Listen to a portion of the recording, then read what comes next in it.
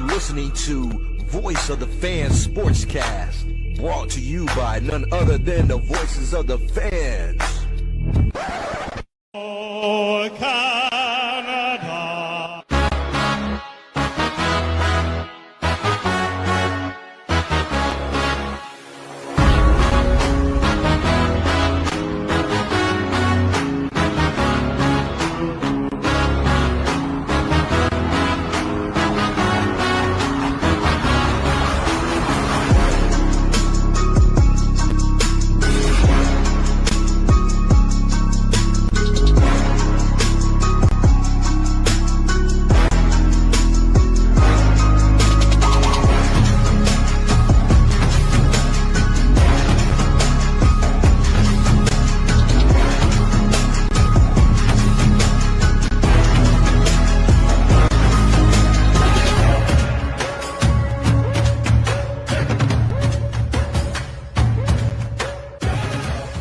For Tuesday, the 6th of May, I'm Randy Kure. This is Voice of the Fans Canada. Thank you, as always, for joining us, whether it is live on YouTube or X, or if you're downloaded tonight's episode off of your favorite podcast catcher at VOF Canada on most social media platforms.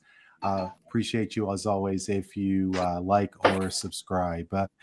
It's perhaps the best time of the year to be a sports fan. We are going to go heavy on the NBA playoffs. We'll chat about the NHL playoffs as well, and especially with hockey, how it's being consumed these days in the United States after the Four Nations face-off.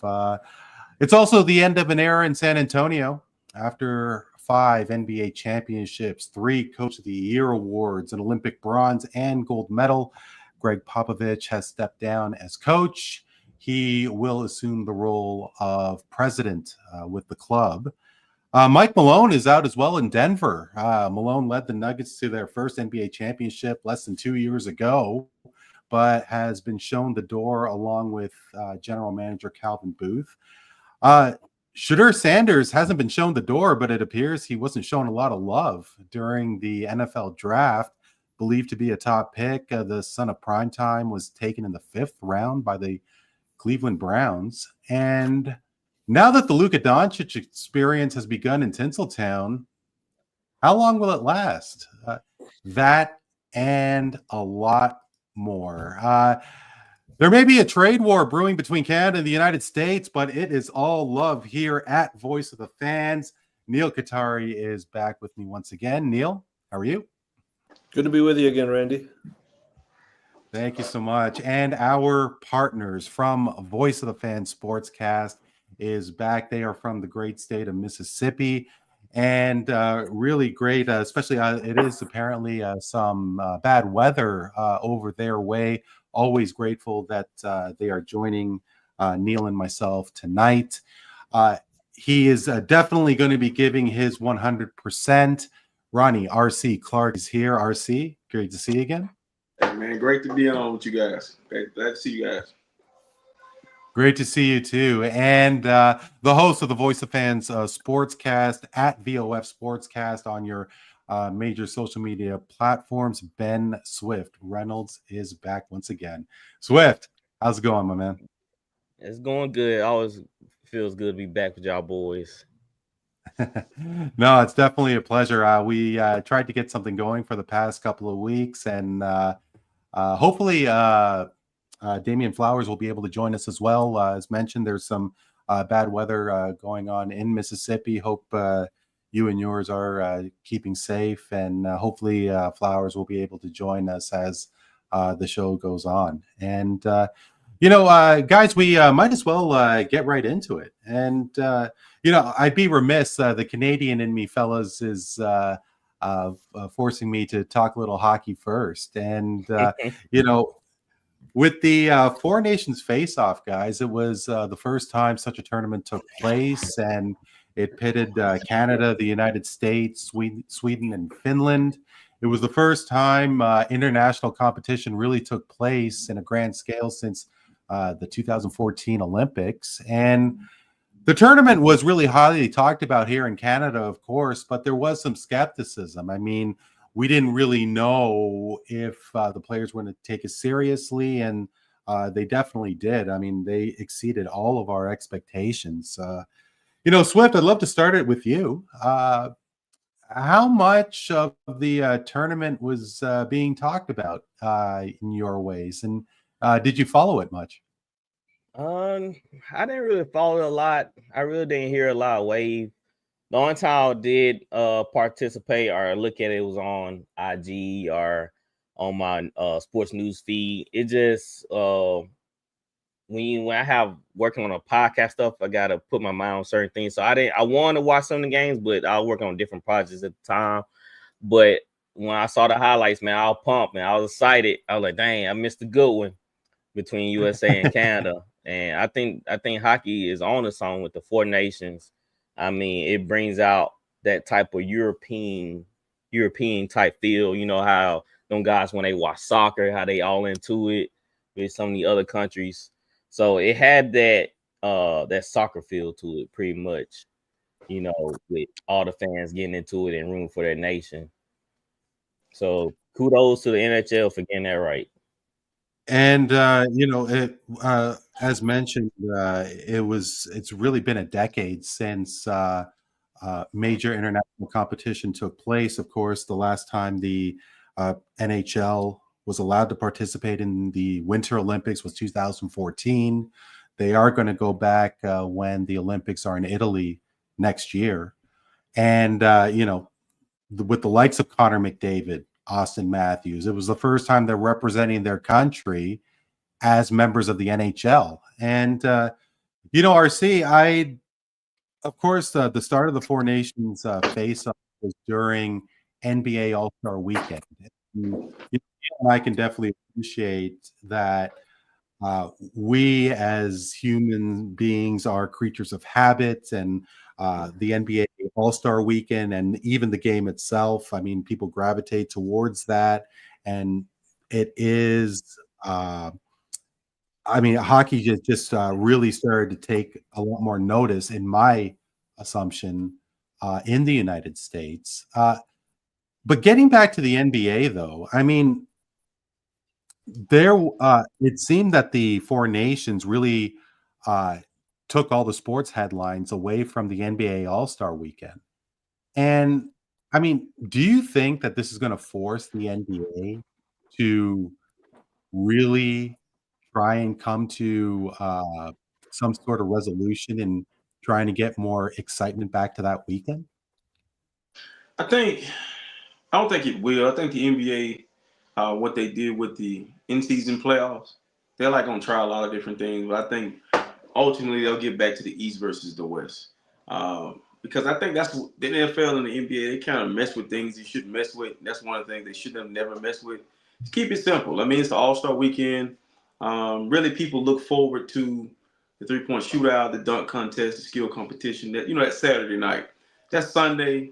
I don't care how, my generation of guys, I seen the All-Star game back then, they were scoring a lot of points too. It wasn't just like they'll wait to the fourth quarter and get after it. But the first three quarters, no one's really playing defense. I think it's the overreaction to something that's not really a big deal. No one really cares about All-Star games anymore. Just compete in the fourth quarter and just show that you care. A lot of these guys, with the advent of social media, under a microscope and watching them very closely. So we're kind of critiquing them probably a lot more than we should. But I don't think that there's a sense of urgency for the NBA to change it much. But in the NHL, on the other hand, we're going to capitalize off of, creating, like he said, the soccer format. It's like, I think there's room for it in the United States for, the excitement part of it. But the NBA is just, I think they're kind of spoiled. So I don't think they're really going to mess with, anything. They don't have to grow that game anymore. That game is grown. Yeah. Question for the room here. So, RC, I agree with the possibility of East versus West in the NBA All-Star game.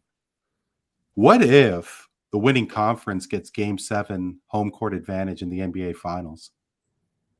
I mean, I know I'm throwing this out here for you, but that's something to play for. And, Yeah.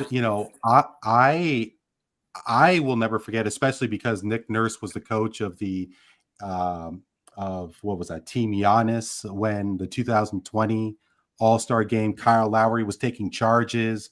I mean, there was a lot of effort, like Embiid and Giannis, LeBron. Who else am I missing here, Neil? Like that final quarter in the 2020 All-Star game when it was in Chicago. Of course, it was less than a month when Kobe Bryant died. But maybe it was more so in honor of him. But I'm throwing it out here. Don't you think that there might be a little bit more excitement and a little bit more effort if the winning conference gets home court advantage in the All-Star game? Yeah, I personally think if you throw anything tangible like Game 7 of the finals as a reward, of course it will increase the effort by the players. But I'm of the opinion that something so highly sort of regarded like home court advantage in the NBA finals should be something that, for example, if Jokic is in the All-Star game, it should not be that his efforts and those efforts of people on other teams should diminish the efforts that his own teammates have had during the course of a season to earn that Game 7 at home. So to me, the NBA doing that sort of thing would be a disrespect to the non-All-Stars that work just as hard in some cases, play their role, do their thing to help the team for still an event that by and large is not going to get the effort that is anywhere close to an actual NBA game. So I would be against that idea. But what I am, going back to your talking about four nations, I am in favor of them trying out a USA versus the world format, because I think that is going to at least light a fire under one or the other side, and then the other one either going to follow suit or going to get cleaned up on the court. I think that could be a possibility. And I think Adam Silver mentioned he's toying with that idea. I just don't think that there's going to be. Oh, sorry, Swift, please go ahead. Oh no, I was just saying, like Neil was saying, giving that as a reward, I think that is a slap in the face in a lot of role players and a lot of people that do leave on court. And that's a bad sign, I think, for the NBA, that you got to give that as a prize in order to generate guys caring. Then we get to sit at the table and talk, because you shouldn't have to encourage somebody like that to go play a game they're getting paid millions of dollars to compete. And with the All-Star game, shoot, we don't even know some of these superstars want to win. They seem like some of them are all about the bag more than trophy. So that's the case in that. Some guys like, shoot, I don't care as long as I'm getting paid. I don't care if I ever win a championship. There's some guys with that mentality. I don't care about winning a championship. I'm just caring about making as much money as possible.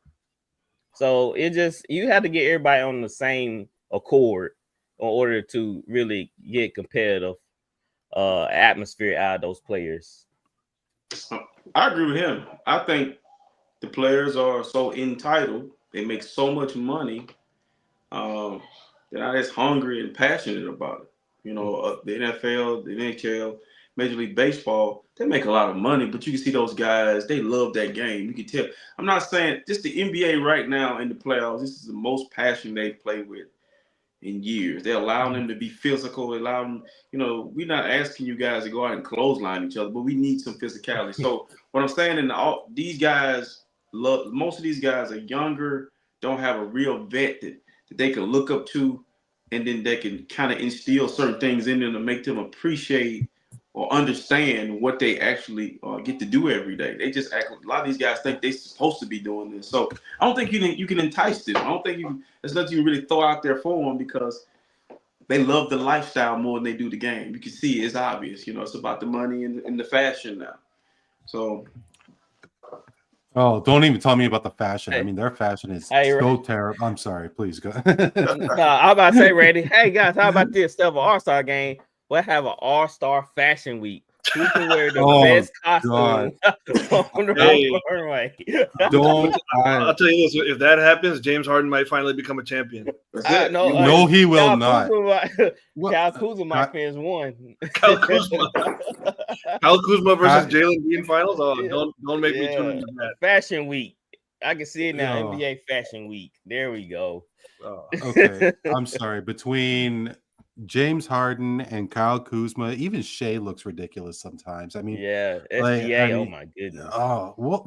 I mean, I know Yeah, but that this wasn't supposed to be a Halliburton. topic. That's another one. For me, when I see like a guy like Kuzma, who clearly he either don't got it no more or he don't care, because when he was on the Lakers, he had that hunger in him. He played a role on that team. He was a critical part of the championship. He seems like a washed up player that's not even in his prime yet. But Shea, now you talk about a guy with the old school mentality, the guy with the true mentality of a leader. He's leading this young team. They couldn't help him last night, but he's a true leader, and he's going to be end his career as an all-time great player. But he's got, so if he wants to look the way he wants to look on social media, I'm fine with anything he does because I know that he got what he got underneath. It's the guys Not that only me. official and not the depth. I don't give two rats about. No, I'm I kind of sorry. just wish. Please. I just kind of wish they bring back the suit and ties, man. I always just thought they was classy. You know what I'm saying? The guys with the suits walking into the arena. They always look they're about business. When you wear a suit, it's just something about like, oh yeah, that guy mean business. He coming in for something. I think. So, yeah, it's Effect. I think it's a repeat of history. History repeating itself. If you go back to the guys that played in the 70s and the 80s, they dressed like this. So it's a repeat. History repeating itself. Because I had to check myself. I was looking at some old albums and some, Frankie Beverly and Mays and the Isaac Bro. I'm like, what the hell they got on? You know what I'm saying? So it's history repeating itself, man. I think this is just where we at. But I think I wouldn't care so much like my guy said if they played harder. Because as fans, we deserve that. The other night I was watching the Knicks and the Celtics, and I couldn't take my eyes off of it. It was just like, you could just tell they wanted it. And I saw Cleveland and Indiana, they was banging. And it was like, this is what I grew up on. This is what we're talking about. That competitive, spirit and energy where you playing at a certain level. So that's what I want to see. They could just however the hell they want to, as long as they come out and play hard. You know what I'm saying? They're not doing that every night. So Yeah. No, actually, the NHL guys, they have a strict dress code policy. When you walk into the arena, it is business attire, and they don't really wear the wild suits like the full jacket. Like they don't wear. I don't really notice them wearing like wild, colorful, fluorescent colors and so on. But it is always a full suit. And when I see some of these guys, and obviously their skill is what it is, and I mean, if my Raptors and Neil's Raptors are contending for the title, then maybe I wouldn't care as much. But I don't take these guys seriously. They look so damn ridiculous. I mean, they cannot look in the mirror and say, "I look like a Calvin Klein model." Like, what are they thinking? I'm sorry. Yeah. Like, I saw the Met Gala. Have y'all seen the Met Gala? Yeah. And I saw yes. Andre 3000 walking the Met Gala with a piano on his back. And I'm like, what in the world? Like, dude, I just don't understand. Like, you would not have worn that as a broke man, as a man, middle class American. You would not have dared wore that in any place you walk and live. And then you become rich and you walking around with a piano on your back or a balloon jacket where you're actually floating in the building, or Kanye with the mask over his face. Like, that's not fashion. They're making a fool out of you. It's actually, I think they're humiliating them. It's like a humiliation ritual. You wouldn't dare wear this stuff. Colin Kaepernick, cut that fro, man. Like, what? Now, the funniest one was, I think it was years back, but Jaden Smith, Will Smith's son, he wore a castle as a hat. Yeah. Castle. Oh, Look, y'all niggas look it up. It's Just the out of touch. funniest Out thing. of touch, man. It almost like a dude from one of them children TV shows, where they try to get the kids to dance and stuff. Like he had this castle on his head. I was just like, what in the world? Humiliation ritual, man. Yeah, bro. I think I saw. I can't remember if it was Kylie or Kendall Jenner. I don't know one from the other, but I think one of them had a dress made of the pop tab, like the soda can pop tabs, recycle. Yeah. Yeah. They all about Earth. They recycle. I'm with you though, Randy. There's no way they truthfully look in the mirror and say, "Oh man, I'm clean. I look good." Oh, I feel good. And then, how do you get in your vehicle? How did Andre? He must have rolled like a very large vehicle. I mean, how did you get that piano? I mean, do we have a section? But I have so many questions for him. Like, you have your own section because you in everybody's way. You can't nobody see anything behind you or in front of you. So it's like, what's the thought process behind some of the outfits? Yeah. Oh man, that's another bracket. Anybody in the chat there, if you're listening on YouTube there, if you have any wild any votes for who you think the most ridiculous athlete or celebrity is, let us know in the comments there. And guys, why don't we go over to some serious sports talk? And Neil, some may say that the one of the greatest coaches, if not the greatest coach in NBA history, is stepping aside. Greg Popovich has retired as coach of the Spurs following a series of health matters, stroke back in November. Popovich will assume the role of president with the Spurs. It wasn't really a surprise, but Neil, your thoughts on Pop's retirement? Well, you know, I'm gonna thank you guys in advance for your patience, because this is definitely a topic that I feel passionate about. I've watched Pop all his career, man, and look, I don't fault anybody, nobody. I can't find a fault with anybody who says to me that Phil Jackson is the GOAT. But to me, Greg Popovich is the GOAT, and I'm gonna tell you why. Look, not everything is about numbers. If it was, why does everyone say Michael Jordan is the greatest player of all time and not Bill Russell? Same way. Phil Jackson got 11 rings and Popovich got 5. But look, Popovich had sustained excellence he had 22 years in a row where he won 50 games plus. Okay? Not only that, he did it in the gauntlet that was the Western Conference year after year. We're talking about playoff runs against the Shaq and Kobe Lakers, the Kobe Gasol Lakers, the Nash Stoudemire Suns. We're talking Dirk Nowitzki MVP years with the Mavs, the Oklahoma City Thunder when they had their big three with KD, Russ, and Harden. KG, let's not forget about him. Look, that was a gauntlet. And I will say this, okay?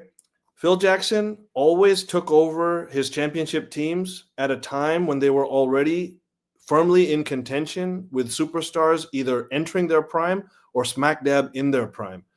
And what did Pop do? Pop started from the ground up, man. He started from the ground up. He created the culture of winning before any of these guys showed up. He got Tim Duncan. But after that, this culture, he got Tony Parker at the end of the first round, Manu Ginobili at the end of the second round, Kawhi Leonard outside of the lottery. In each of those cases, he turned these guys into legends. He started them on a course of greatness. And now Duncan would be great anywhere, but there's a fair question to ask, what would Tony Parker or Manu Ginobili have become, or even to a degree Kawhi Leonard, even though I think he would still be great, if they had ended up on other franchises from the beginning? I tell you this, they were drafted by the best spot possible, and that's because of Greg Popovich. You know, so what I say is Pop was the GOAT of the ground up game because he started it and he finished it with all these guys. He really, to me, no one cared about his players more than Greg Popovich. Okay, he cared about these guys as men before professional ball players. I mean, look at Manu Ginobili. He loved this guy so much that he could have started on any basketball team in the world. Forget the NBA, in the world, and Manu Ginobili would have been one of the top players on the team. He willingly took a sixth man role for years in his prime to help the winning culture influenced by Pop at the top. And that is just a testament to, you know, what his effect on these guys. And look, talk about an innovator. Phil Jackson, okay, he was also a master, but he always did everything with the Tex Winter triangle offense. All of his championship teams, they ran that to the death. Popovich, his early years, his early championships were dominant defensive teams with the Twin Towers. And when he noticed that things were shifting in the NBA, when the 3-point line and the 7-second offense with Nash and the Suns came about, what did he do? Well, he adapted, and he sort of set the trend of this fluid team movement, positionless basketball concepts that many teams that are winning teams today go by. And he kind of started that. And, to be honest, it all came to a beautiful sort of conclusion, mountaintop, when San Antonio won that 2014 championship against Miami in their big three. And we're talking about one of the most impressive titles of all time. We're talking about him with his core guys, the big three, Duncan, Manu Ginobili, and Tony Parker. None of them were in their primes. They were all past their primes. And Kawhi Leonard was not in his prime yet during that championship, whereas the entire big three of the Miami Heat were all smack dab in their primes. Not only that, they outscored that Miami team by 14 points per game on average in that series and beat them 4-1. That was a complete they won that series in 5. Yeah. Complete annihilation. And let's not forget about the fact that they were 1 second away from a 6th championship, if not for Ray Allen. So, I mean, we forget about that sometimes, but they were this close, closer than many other teams ever taste that. And so what my final point on Pop, look, sometimes things go beyond the numbers, beyond the stats, and even beyond the rings. You know, there's never been a coach, in my opinion, that has maintained and demanded and sort of cultivated the respect and the reverence from his guys like Popovich has. And, you know, just yesterday I saw the press conference that Popovich gave where he was handing over the reins to Mitch Johnson, the new coach, who was the interim coach last year. He's the new head coach of the Spurs. Popovich came there. It was sort of his retirement ceremony / Mitch Johnson's introduction. And I noticed, you know, like you do with a lot of these big Spurs events, that the legends were all there, man. Robinson, Duncan, Ginobili. And you see Pop had a stroke. As he's walking off the podium, you could tell the left side of his body, he limping. He's not moving all the way right because he's going to have the residual effects from the stroke. He's not going to be able to travel and stuff like that. So he literally worked till he had to stop, man. He had to. And when I see that image of Ginobili and Duncan walking, it just tells me, it gives me this sense that Popovich was like, these guys are like good sons treating a legendary father that led them the right way in life. He's like their professional father, if you will, or to throw a pun in there, a good pops. And and to me, that speaks to his true greatness, and he elevates him to my mind in the GOAT because, look, he's the guy that he not only demanded the love, respect, and reverence of his players, but he put it in them to put those same love, respect, and reverence to the game. And he's the GOAT of that, to me. I know that, yeah, I mean, I need to drink some water after that one. So how do you really feel? He was passionate. I mean, look, recency bias is what it is, but would you put Popovich over Phil Jackson? I mean, could RC Swift? I mean, ain't no way. Yes, I'm kind you're of a Phil biased. guy. I was a Jordan fan and a Lakers fan, so I'm kind of biased on it. He had to work with some divas that most people couldn't work with. So that's why they call him Zen Master, I guess. But I can see the argument in both, really. That's what I'm trying to say, is that there is an argument. Even though, it's hard to argue against Phil Jackson, I admit that. I'm the first guy to admit that it's very difficult. But what we're trying to do here is build a case for a legend. And, he has a convincing enough case that just like I said, like if you guys tell me Phil Jackson's the GOAT, I'm gonna be like, of course, that's a legitimate opinion. I think when someone throws Popovich in that mix, there is legitimacy to that argument. So, please, RC. I think for me, I want to be the first to do this. I think we need to get away from the greatest of all time. Because what it does is it seems like we have to devalue someone to pull someone up. And I think they're equally GOATs in their own right. Like when I think about, the Michael Jordan, LeBron argument, like you can't go wrong with either. Of course, I'm gonna go with MJ. Me too. But with Pop I think Pop is more relatable than Phil. Phil more business like, let's get the W. He can bring if Pop, you probably could go to Pop with some issues. He can work through your issues, which is more like a father figure. And then Phil was the typical coach, ex-athlete, ex-player. All the other stuff, he could probably deal with all the other stuff. But they both go to my mind and greatest of all times.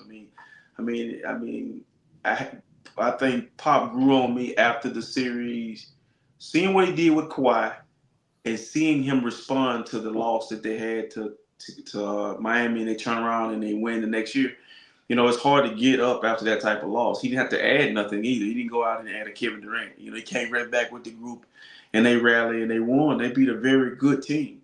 So, and then also seeing how he's pro player, how he's, like I said, relatable. I saw the same press conference you did. That's the way I want to be when I'm old and sitting around where people that I've mentored and helped, where they think enough about what I did for them to where they'll just call and check up on me. Do you need anything to eat or come pick you up, take you for a ride? But that's the life. That's what you want to be at the end. And he's there. And so can't go wrong. Now, Phil, not so much. People talk crazy about him, talk about how because he probably was a butthole. He probably was the type of person who just was about winning games and the X's and O's. He had his players. His players write books about him. He write books about them. It will be no books about Pop. Pop will love by everybody. So I can see, like you said, argument on both sides. But if I had to pick one, I'm going with the wide shoulder, bow-legged Phil Jackson, man. That dude, that was my guy. I agree with you completely when it comes to this GOAT conversation, because like now everyone only talks about Jordan versus LeBron, but hey, don't forget about Kareem and Magic and them guys, because now their name don't get mentioned enough, and they deserve to be in that top elite is most tier with Jordan, with LeBron. They're right there in that tier, and no one can tell me that Magic and Kareem don't belong in that tier with those guys. Yeah. So to me, I agree with you, man. Like GOAT conversations are not what it is, but arguing if a player deserves to be in this tier versus that tier, maybe that's a more healthy way to look at it. So more players get their shine. The more legends get their shine. Right. All right, so I'm going to throw it out there. And I'm not saying he's better than Popovich or Phil Jackson. Where's Steve Kerr on that list? 4 championships. He didn't have, he had Durant for 2 So of them. if I may, here's another thing in Popovich's, and before Swift, man, let me just say this. And before, this is another thing for Popovich's argument, is that his coaching tree. Yeah. Steve Kerr's directly part of his coaching tree player. Yes, and, so, the influence extends beyond just the players that he won championships with.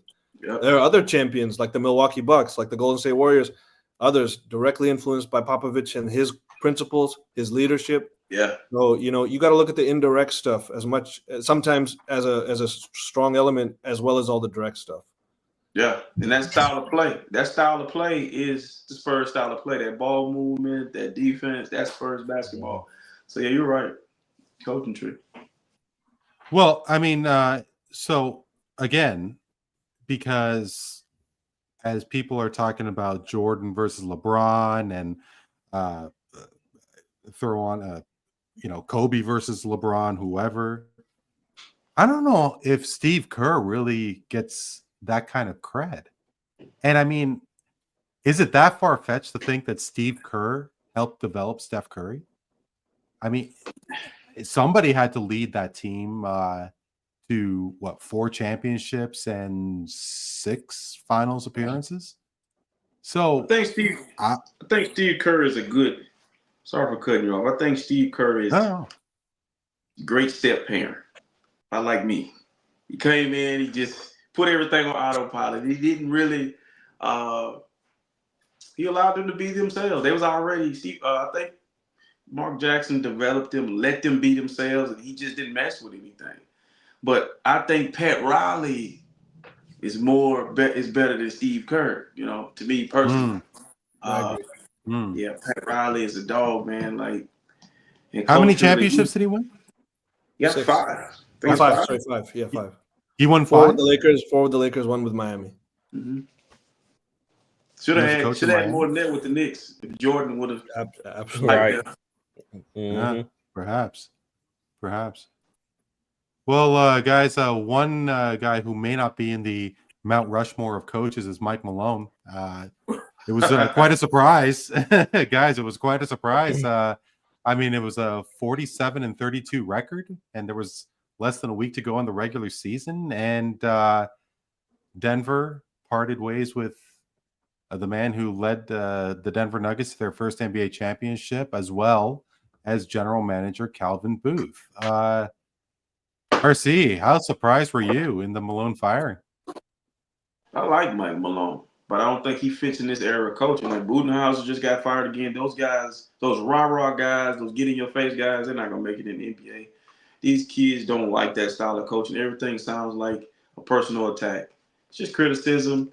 You know, great coaches, they love on you that way. You know, Malone seemed like he probably really got on them and got after them. And it, you know, these kids and these guys like to be catered to. And I think you earn that. Great players want to be coached, but the catering too, that happens after you win a couple championships. But I'm not surprised. I mean, you're gonna see more guys get fired who do good jobs because it's a player-ran league. It's definitely not like the NFL. The players run the NBA. Yeah, Swift. I mean, the first couple of reports that I heard was that Malone was currying favor to Russell Westbrook, and I caught an article on ESPN, and apparently it was a toxic environment, like RC was saying. But you know, before we get your comment, you have to think that Mike Malone was part of the reason in the evolution of Nikola Jokic. And here's a guy who's drafted, give or take, in the middle of the second round, and is what? 3-time MVP, won a championship, and how bad could he have been? Right. I think, man, they don't give Mike Malone enough credit, man. Like they see him as as a hard coach that's gonna get on you, but he bring out the best in you, and that's what he did with Jokic and Murray. Who saw Murray turn into this, man? Like nobody really saw that coming. So they tell you that he was a great coach. He saw greatness in play, and he knew how to draw it out of him. I mean, it's just unfortunate that the GM and the players, everybody wants seeing eye to eye on how to coach or how to go about certain things, and it's kind of messed up on how it ended. And Mike Malone literally got them there, literally, and this is how they treat them. It just looks bad for Nuggets, even though they playing great right now. But it's kind of amazing how we look bad ahead now, and these players, they playing harder. You know, it seemed like Westbrook has something to prove in these series. You know what I'm saying? So it just seems like that they kind of, I think a little bit of Mike Malone still reside inside of them. The resiliency of this team still lives within them. So it just, like I said, it still blows my mind that Mike Malone was fired just because of Booth. I think his name Calvin Booth. He saw he had a vision for the roster, and Mike Malone had a vision for this roster, and it's just kind of it's kind of ridiculous. They couldn't work it out to figure how to build this thing. I think Calvin Booth probably overstepped a little bit instead of letting Mike Malone just build this roster how he wanted to. I mean, he got him this far, got him championship. I mean, that's the least you can do. Like, hey man, I trust you that you know what you're doing with this roster. You know how these players play. And we're gonna get the right pieces in here. But instead, you know, people form alliances, you know, everything like that, and just went downhill from that because nobody could get on the same page. So unfortunately, Calvin Booth and Mike Malone was let go because of all the tension and the fighting and the bickering, the back and forth. Yeah, but, no. I'm about to say, we saw them even in the regular season. We were like, what's wrong with this Nuggets team? Like they wasn't interested in playing. Like we saw a couple guys saying out. Even Jokic came out and questioned people a drive. You know, do they really want it? Like, why are y'all here? And it just is a whole bunch of nonsense. I feel like that they just overstepped their hand on firing him. They should just, let him do his thing and everybody just get in line. I mean, that's the only way I saw, going for him. But here we are. Neil, I know that you wanted to chime in here, but I'm still of the opinion that Jokic was a Malone guy. I mean, but that being said, there's no way that ownership would have gone ahead with this firing if Jokic wasn't on board with it. Like I'm still confused on how this could happen, or should I be? Neil, you wanted to say something? I just think that, yes, it seems like Booth and Malone really didn't like each other. They probably had very strong. So why not just get rid of one of them? Like the I would have got rid of Booth. And I'm trying to remember, did Denver, the Nuggets themselves, the team, did they get bought by Josh Kroenke in the last few years? I'm trying to remember because part of me wonders if Malone's been there for many years, the whole entire Jokic's entire career, Murray's entire career, he grew these guys up. Like you said, it was a great point. Jokic, what he became from a second rounder, pudgy doughboy to still a pudgy doughboy, but an incredibly elite one.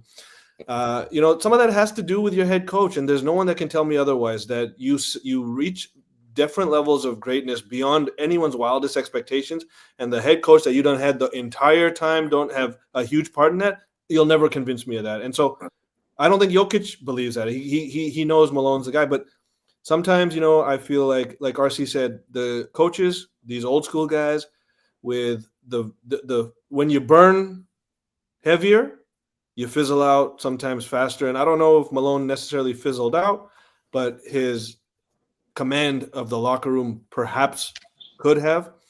And I don't know if, sometimes like you see in the NFL, a new owner buys a team, anything else that the previous owner, previous GM did, they're looking for any excuse to fire those guys and get their guy in, whether it's a quarterback, GM, coach. Whether or not that was a factor here, I don't know. We'll ever find out. But certainly I feel like they did him dirty. And I don't think it's going to be very long till he finds a job. Whenever he really wants one, he's going to get one. Yeah, because the word was that he favored Westbrook over younger guys. I mean, we playing for a championship. So Westbrook, don't act like he's washed. I mean, he still got a lot. He still got stuff to give. So I don't understand that. It seemed like a cop out of why they got rid of him. Like, oh, he was favoring Westbrook and all the other guys on the team didn't like that and everything because he was getting him more minutes. But that just seemed like so trivial when Westbrook coming off the bench was doing great things for him. That's what I don't make any sense. Can I give you guys a quick Westbrook stat that I heard today? Yeah. I'm loving what I'm seeing out of Westbrook this year, man. Everyone loves Westbrook because he brings that dog. And he's one of those guys that really cares through all his faults. And some of those faults have prevented championships, I will say, in the past. But he no one has questioned his heart ever. And this is an amazing stat that I think validates Westbrook's place on the Nuggets, is that in the 8 games that the Nuggets have played in this playoffs, 8 games, all the minutes with the other 4 Denver starters, but Russell Westbrook instead of Michael Porter, there's 75 minutes over the 8 games that those 4 starters with Russ have played. That lineup is plus 42 in 75 minutes. Can you imagine that? Plus 42 in 75 minutes. That is unreal. And Russ is a huge part of that. You can see it the way he's playing, the way he's just the energy, Energizer Bunny, and everyone's getting up when he's up there leading the charge in that way. Yeah, that's what I'm saying. Like, it don't seem plausible because it seems like they like him. Like, they love Westbrook on the court. So it don't seem like they'll be against him getting more minutes, especially if he's doing so well for the second team anyway. I think, man,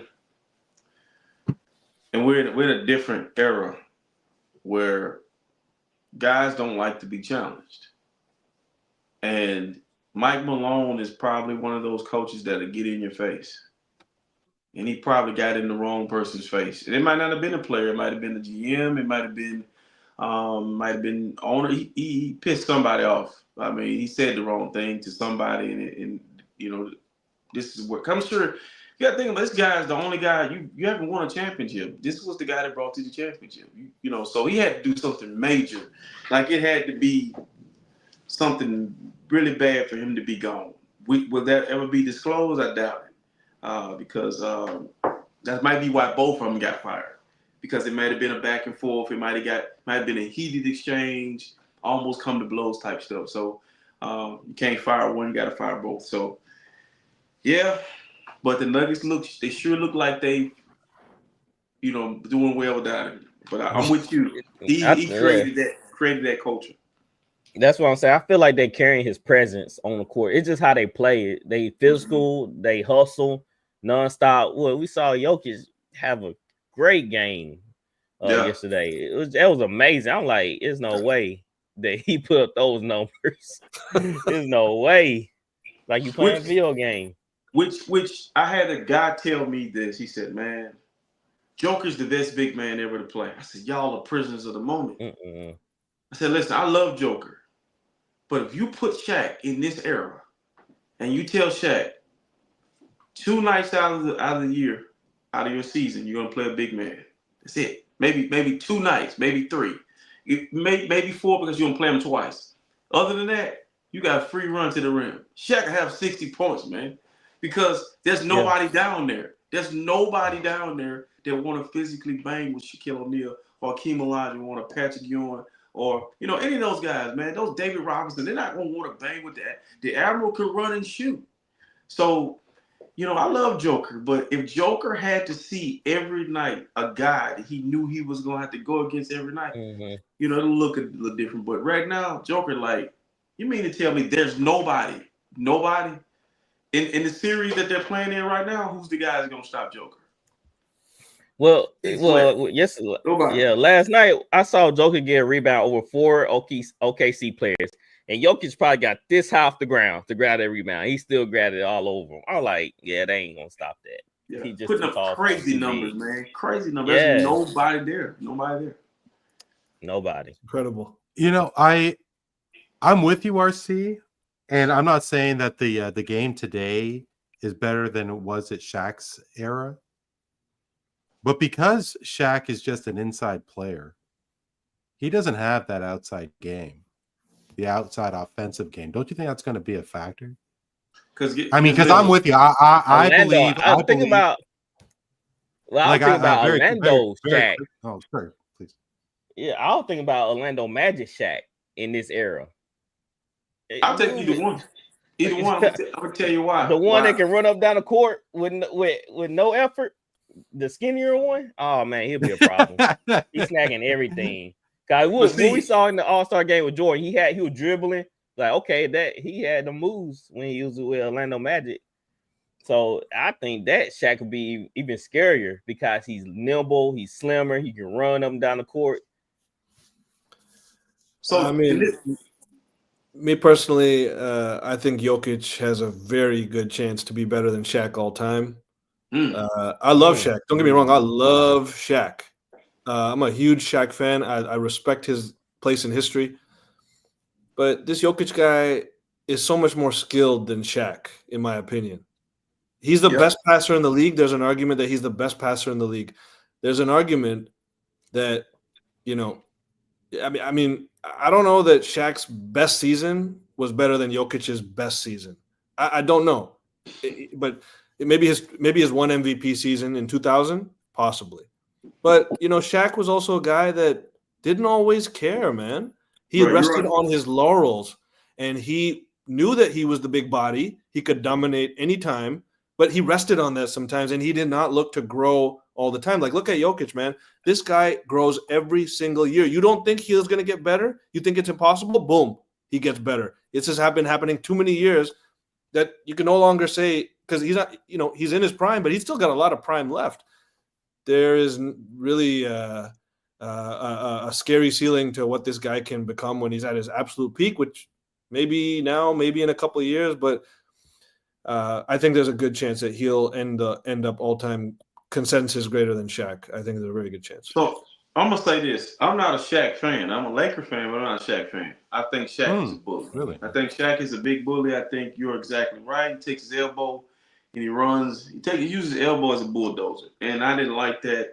But where I gotta give him his props, his game developed. And in this era of basketball, here's a scary part of Shaq.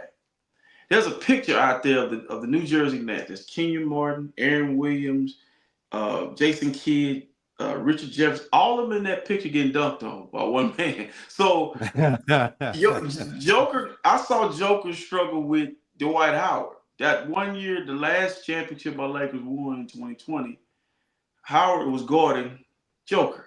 And that physicality bothered him because he was getting pushed off a spot.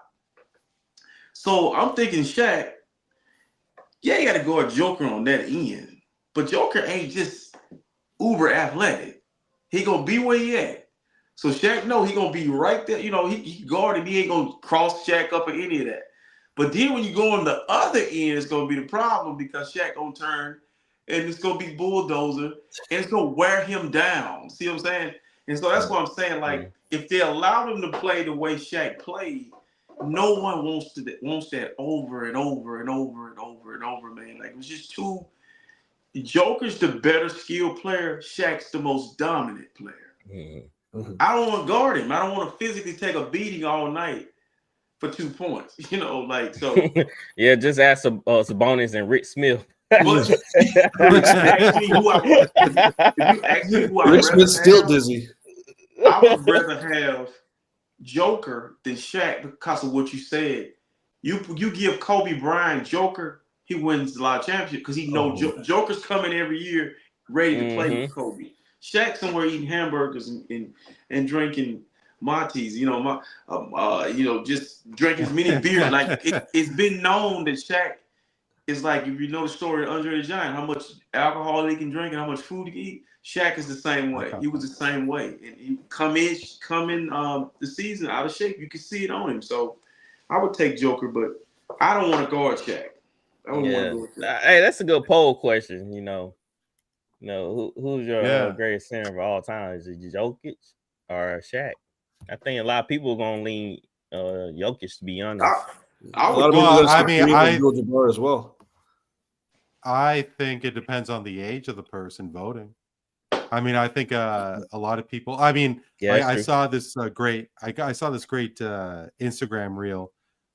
They asked teenagers and youngsters, and then they asked 30 and 40-year-olds who you think of with by saying Melo, and the kids thought LaMelo Ball, and the older guys thought Carmelo Anthony. Anthony, and really, they thought LaMelo Ball. Yeah, the kids that's why they watching. Well, you know what, Swift? How old's your son? How old's your son? I have two of them. The youngest 12. So I'm guessing that one of them, when they think Melo, I'm guessing they'll think LaMelo Ball. Yeah, culturally, yeah. If you say Melo, they don't definitely think LaMelo Ball. Yeah. But I mean, I guess circling it back to Jokic versus Shaq. I mean, Shaq was just gifted with a massive body. And playing with Kobe Bryant. But here's a question for you guys.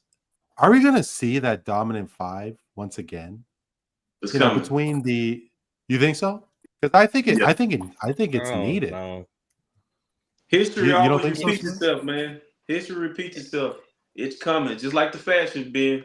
Just like the Isley brothers and bell bottoms, halter tops. We're going to see it. We're going to see it at some point. I don't know. It just seemed like the new coaches is all about getting up down the court more than anything. Okay, Lakers, for example, they even play that kid Hayes. They have a big man on it. Like, at least do something. Don't go small ball. Like, it seems like everybody just want to be small ball and want that five that can stretch the floor. So I think that's probably here to stay unless this kid just can dominate whoever come out of college or out of Europe or whoever you're gonna come from. He gonna have to really dominate for them to go back to that old playing style. It just seems like. So what's gonna happen is you're gonna see an evolution of that. It's gonna come back, but it's gonna be something better than what you saw. He's gonna dominate the post, but if you leave him open on the perimeter, you're gonna be able to shoot it too. But his game gonna be dominant in the post. I'm gonna tell you a player that had an opportunity to do it, and he's doing it. Giannis. Giannis will rim run over and over and over and over. He's one of the few. You can throw it on the block, he'll face up, get to the basket. And then DeAndre Ayton a few years back, but Giannis took his soul, never to return. I mean, DeAndre Ayton, before playing Giannis in that series, he was blocking shots and it looked like Hakeem Olajuwon. But after he got done with him, he looked like Dikembe Mutombo on offense. He didn't do anything on offense. So I think, to me personally, man, we will see it again because he's just like Anthony Edwards. Even though I love Michael Jordan, it's not that he plays like Michael Jordan. It's the attitude, the aggression, the way he talks trash. We're seeing it over again. I don't care if you're Barack Obama. I'm telling you, I'm the best in the world. That's what we. It's coming, bro. You'll see it. Yeah. You also think about Wemby. I mean, how tall Wemby? 7'4", isn't he? 7'4", and all he 7'5". do is shoot. Imagine Wemby put on a little bit of weight and turn his back to the basket. He would be able to score more, but for some reason, he want to take threes, man. He just want to take that three shot. I know why. He's way too thin. He is way. That's too what I'm saying. thin. He need to bulk up. If he put on some weight, but it doesn't matter if he's.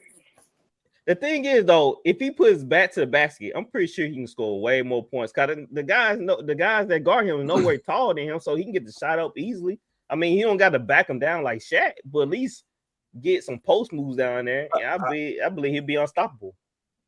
I think that's coming too. I think Swift, the San Antonio, this is all part of the plan for the Spurs. Look, they don't want to put miles on this kid early on. They want to see what he's made of. Can he go through the season playing minutes? Not necessarily hard-nosed in the post, back to the basket type minutes. So they want him shooting a lot, honing that outside shot, and then as he bulks up, get inside the post and really dominate at all levels. But I think it's part of the plan with them, and I think he's absolutely, health permitting, going to go down as an all-time great when it's all said and done. But he to me is a special guy. He's kind of got a little bit of that Giannis, a little bit of that Jokic in him, a little bit of that Hakeem for sure in him. But all these great centers, like you could even say to me, Wilt Chamberlain. Look, he played in that era. We all know. Everyone downplays it a little because he was so much bigger than everybody else. But to me, Wilt is almost like a little bit of a combination between Shaq and Jokic. But he was all the way back in the 60s. He had the dominance of Shaq, but maybe not as good at dominating as Shaq quite. But he also had all that like facilitation game, floor running that Jokic has. Very smart player, but maybe not as good as Jokic in that element, but better in the other element. So he's like a fusion of those two greats in and of itself. Just like, you could say that for a lot of these great centers, that they're sort of a combination of two other greats at that position. And so as RC was saying, history is always going to repeat itself. It just might be with a different A-B combination. It's kind of like in history, we see animals, the evolution of animals, like an alligator is way more skilled now than probably was X amount of years ago. Okay, so now what you see now, you didn't see later. This evolution happens. I think Wemby is too tall. I'm going to be honest with you. I think the guy. Absolutely. I think he's you could be too tall. It's almost like in football seeing the guy that's just too big that can't move. But this is the guy that's just too tall. And what's going to happen is, I don't think that body was made to just continue to go at that pace for a long period of time. You're going to get hurt. You're going to get dinged up.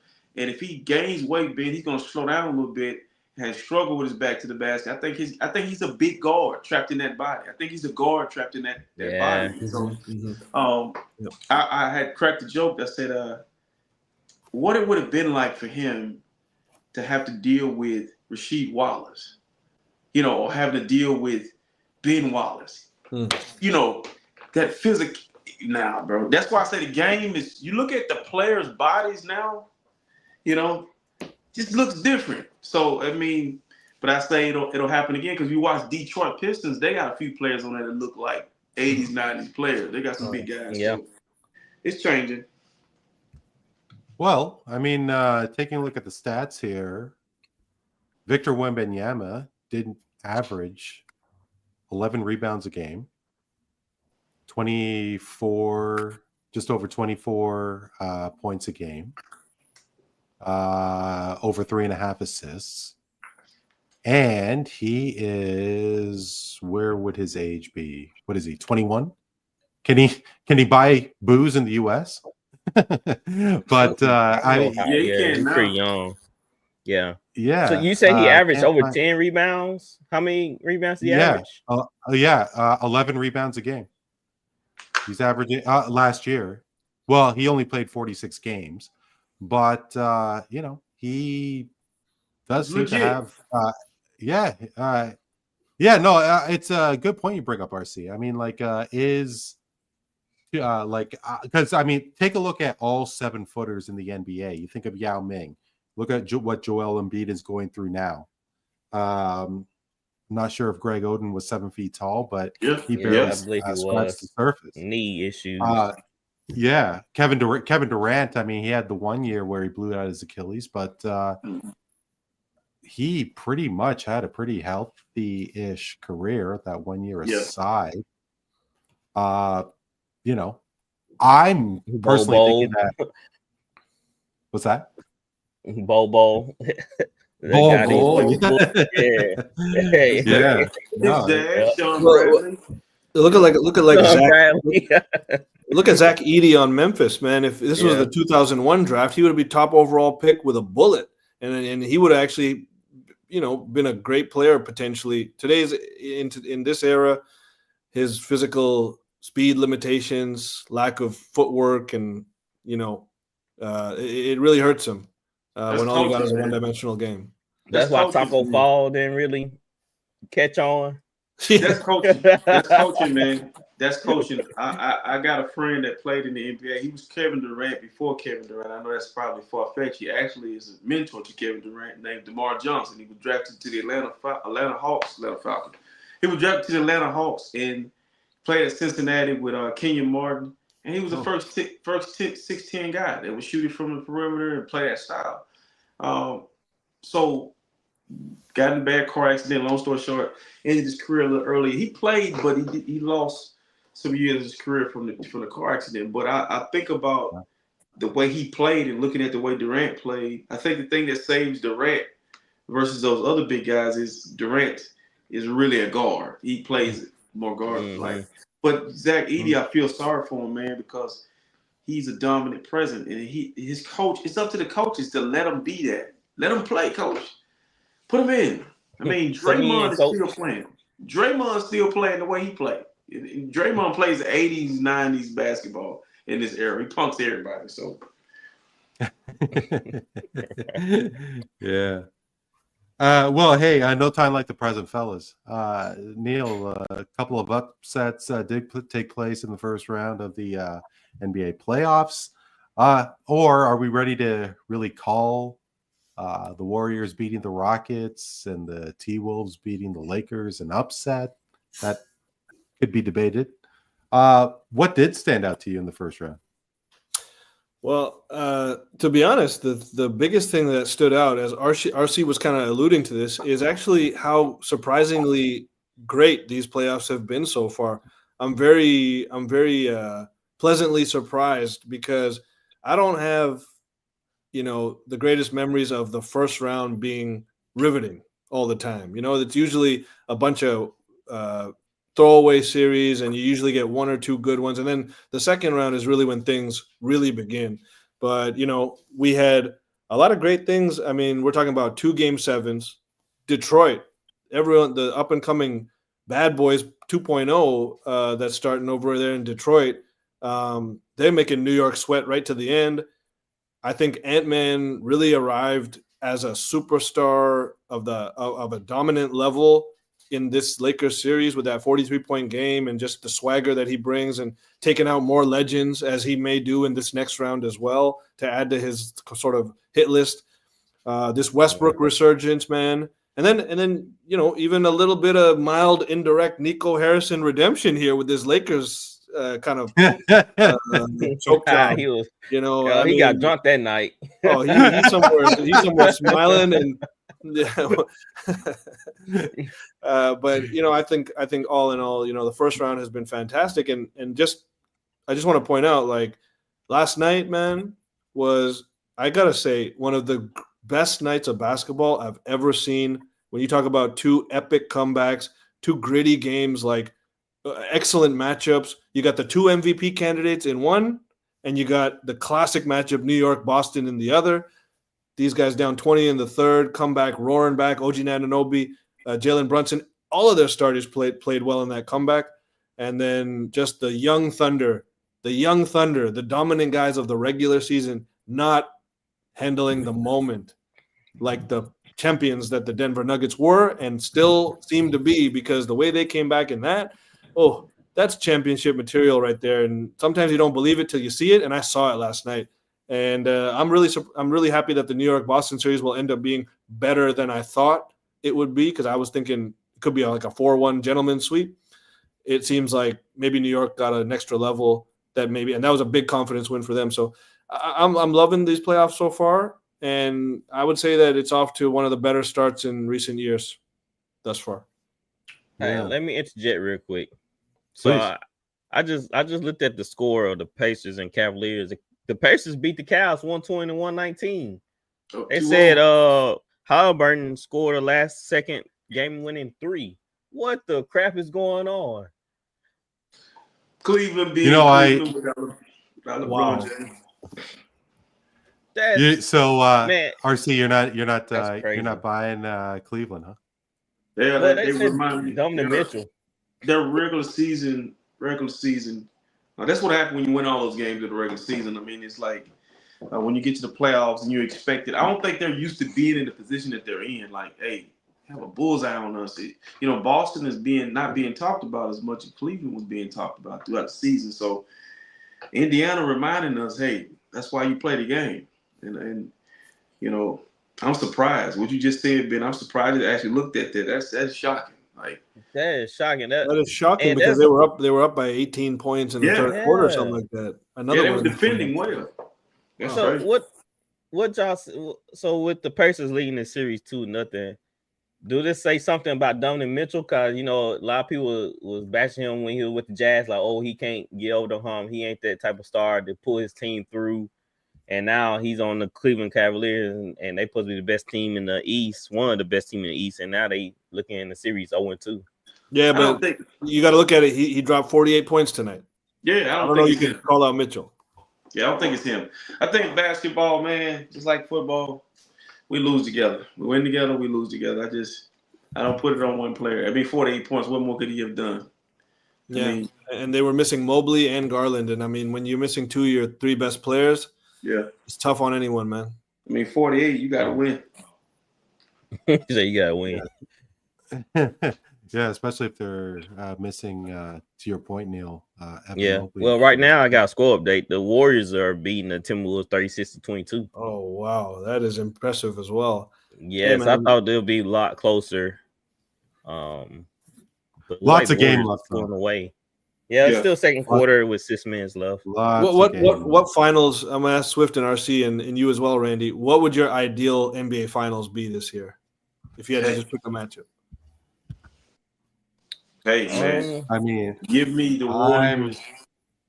Go ahead. My bad. Oh no. No. Finish your thought, RC. Give me the Warriors and the Celtics again. Oh, okay.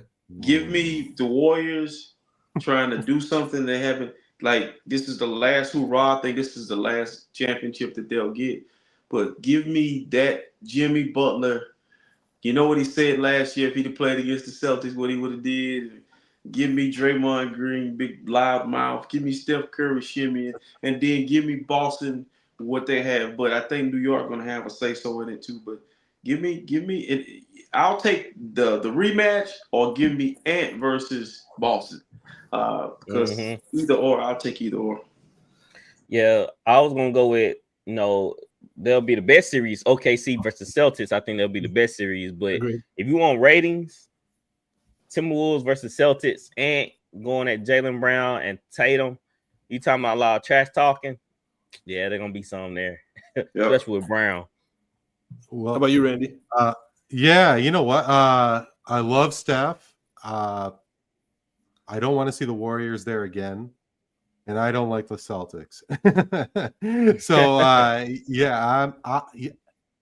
I mean, I'm a little biased, I guess, obviously with Shea, Lou Dort, Oklahoma City, but you know what? That team is just such a unit. The cohesion, and RC, as you were saying about Cleveland.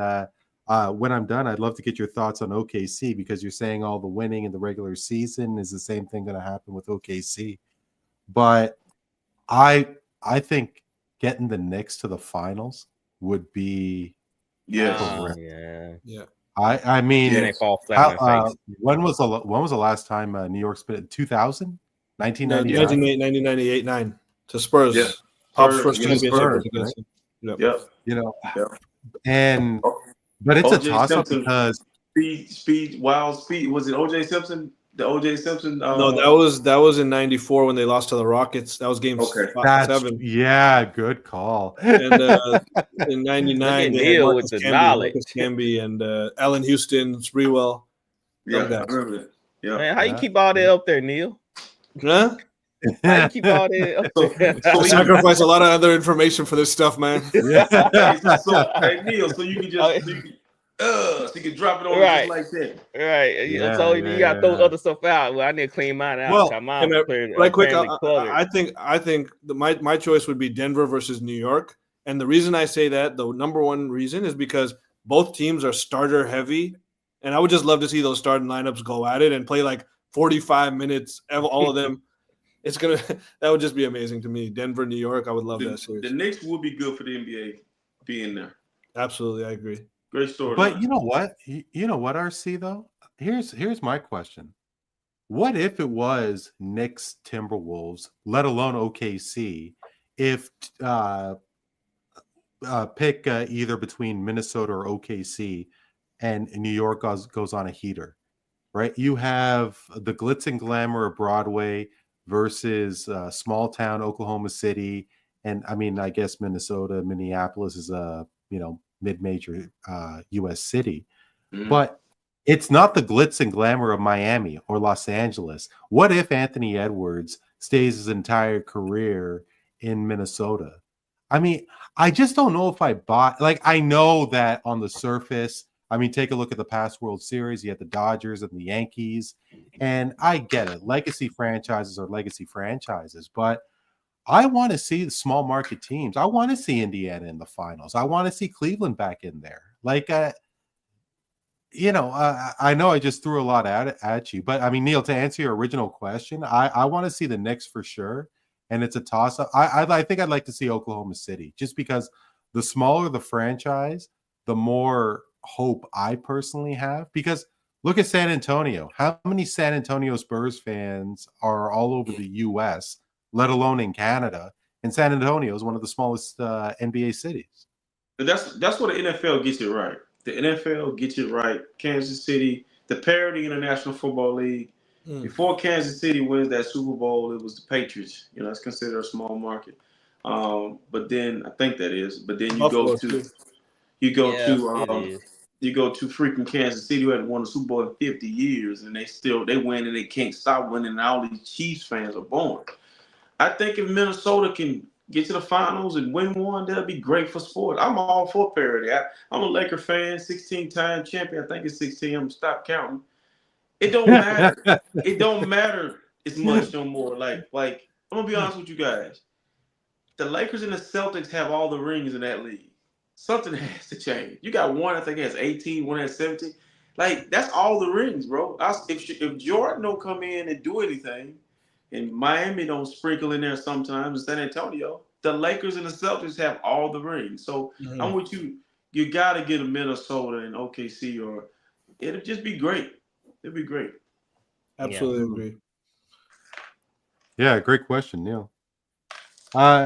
Speaking of those Lakers, RC, I mean, obviously there was I don't know if I had seen as much criticism as we all saw with Nico Harrison with the trading of Luka Doncic, but the Lakers did bow out early. Luka, from what I saw, had a pretty impressive stat line throughout that Minnesota series. I caught that he was over 30 points a game. He was 45% from the field. His assist average was down, but grabbed 7 boards. I mean, you and Swift were, I guess, closer to seeing the action, and you had a little bit of skin in the Lakers doing well. Like, was the criticism towards Luka justified? And were you surprised that they bowed out in 5 to Minnesota? I'm not a Luka fan.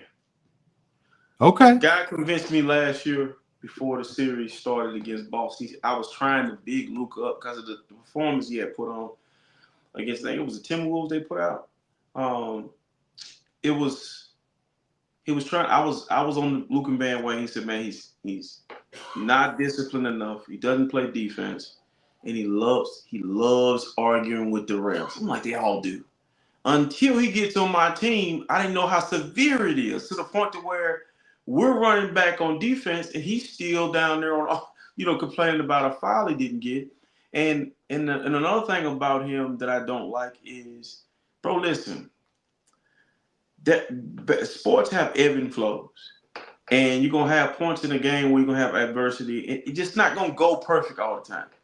You can't have 2 of them on your team. You can't have LeBron on the floor laying down, acting like he got hit in the head by somebody threw something out of the stand. He slipped on it. And then you can't have Luka doing the same. Luka's arguing with the ref, and LeBron's on the floor peeping through his hand to see if he.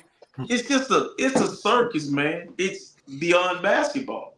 So the criticism is warranted. And I think Nico took that on the chin, knowing my issue with Luka is bigger than basketball. It's bigger. It's something deeper there. And I think Laker fans are starting to see it. Like, man, yeah. Is it hard to score 30 points in the NBA? For me, it would be. But for those guys, that's all they do for a living. But when you really look at what Anthony Edwards is able to do on both sides of the ball, Luka can't defend you. None of us on the panel right here. Give us about a few months to train. Let us be able to work on our games. We can score on Luka. Luka don't defend nobody. He don't want to defend anybody, and that's the problem with Luka. The official, but I mean, I think to your point though is that I personally will be shocked if Luka Doncic doesn't make an All-Star game, and he makes 3 or 4 more All-Star games. I mean, I think he's going to be a lock for the Hall of Fame. He's already a lock. He's for the Hall of Fame already. He's already a lock right now. He's a first ballot Hall of Famer right now. Yeah, I believe it. It don't take much to get into the NBA Hall of Fame, brother. Right, it don't take that. But I mean, every other 5-time all first team player is in the Hall of Fame already. Yeah. But my opinion on it, just to quickly throw something in here, my opinion on it is that we don't speak enough about defense when we talk about greatness, because like you said, it's easier to score 30 points when you sacrifice the other end and your team has to cover and mask everything for you. This is the James Harden syndrome all over again. Yes. James Harden and many other great offensive players that didn't bring it on the other end. And that's why you look at Jordan versus LeBron even as that type of GOAT conversation, whatever. But Jordan's a way better defender than LeBron ever has been. And that is a big, big factor. So just wanted to throw that piece out there, because Luka will never be a great defender, but he can be in better shape and he can be a championship player. I don't know. When I watch Luka play, it just feels like it's more to be desired. Yeah, I don't know what it is. It feel like empty calories. To me, it just feel like empty calories, because it just go with his lack of defense, his crying 24/7. And like you said, RC, I didn't know how big it was till he came to the Lakers. I started watching him play. Like, dang, this dude, somebody just barely grazed his arm. He's like, whoa. Yeah, like, bro, go play ball. Yeah. You're not gonna get every call, and that's what I'm saying. Like, I feel like you can take him at his game, especially if he don't start getting his calls, his shot don't start falling, and you slowly see him start slipping away. He might come back and shoot a 3 and make it, but you slowly start taking him out the game. That's what happened in the series. He just, I'm not gonna say he gave up, but it just seemed like I'm ready to pack it in and go home, because I'm not like how this going. So it just, I was gonna buy a Luka jersey, but I changed my mind. I think I'm just spend my money elsewhere on something. I have a metric which I grade great players by. people have been like, can LeBron? Who's better, LeBron or Jordan? I say, who can guard who? If you can't guard me, there's no way you're better than me. Kawhi Leonard can guard Michael Jordan or LeBron James. Prime Kawhi Leonard can guard anybody, and he can go score. That's the metric. That's how I grade my greatest of all time or great players. Can your best player score 37, then turn around and guard my best player? And that's what Luka don't have. He don't need to be an elite defender, but bro, you gotta pinch somebody. Like you got to at least put your hand up to try to stop a guy. It's the same way with James Harden.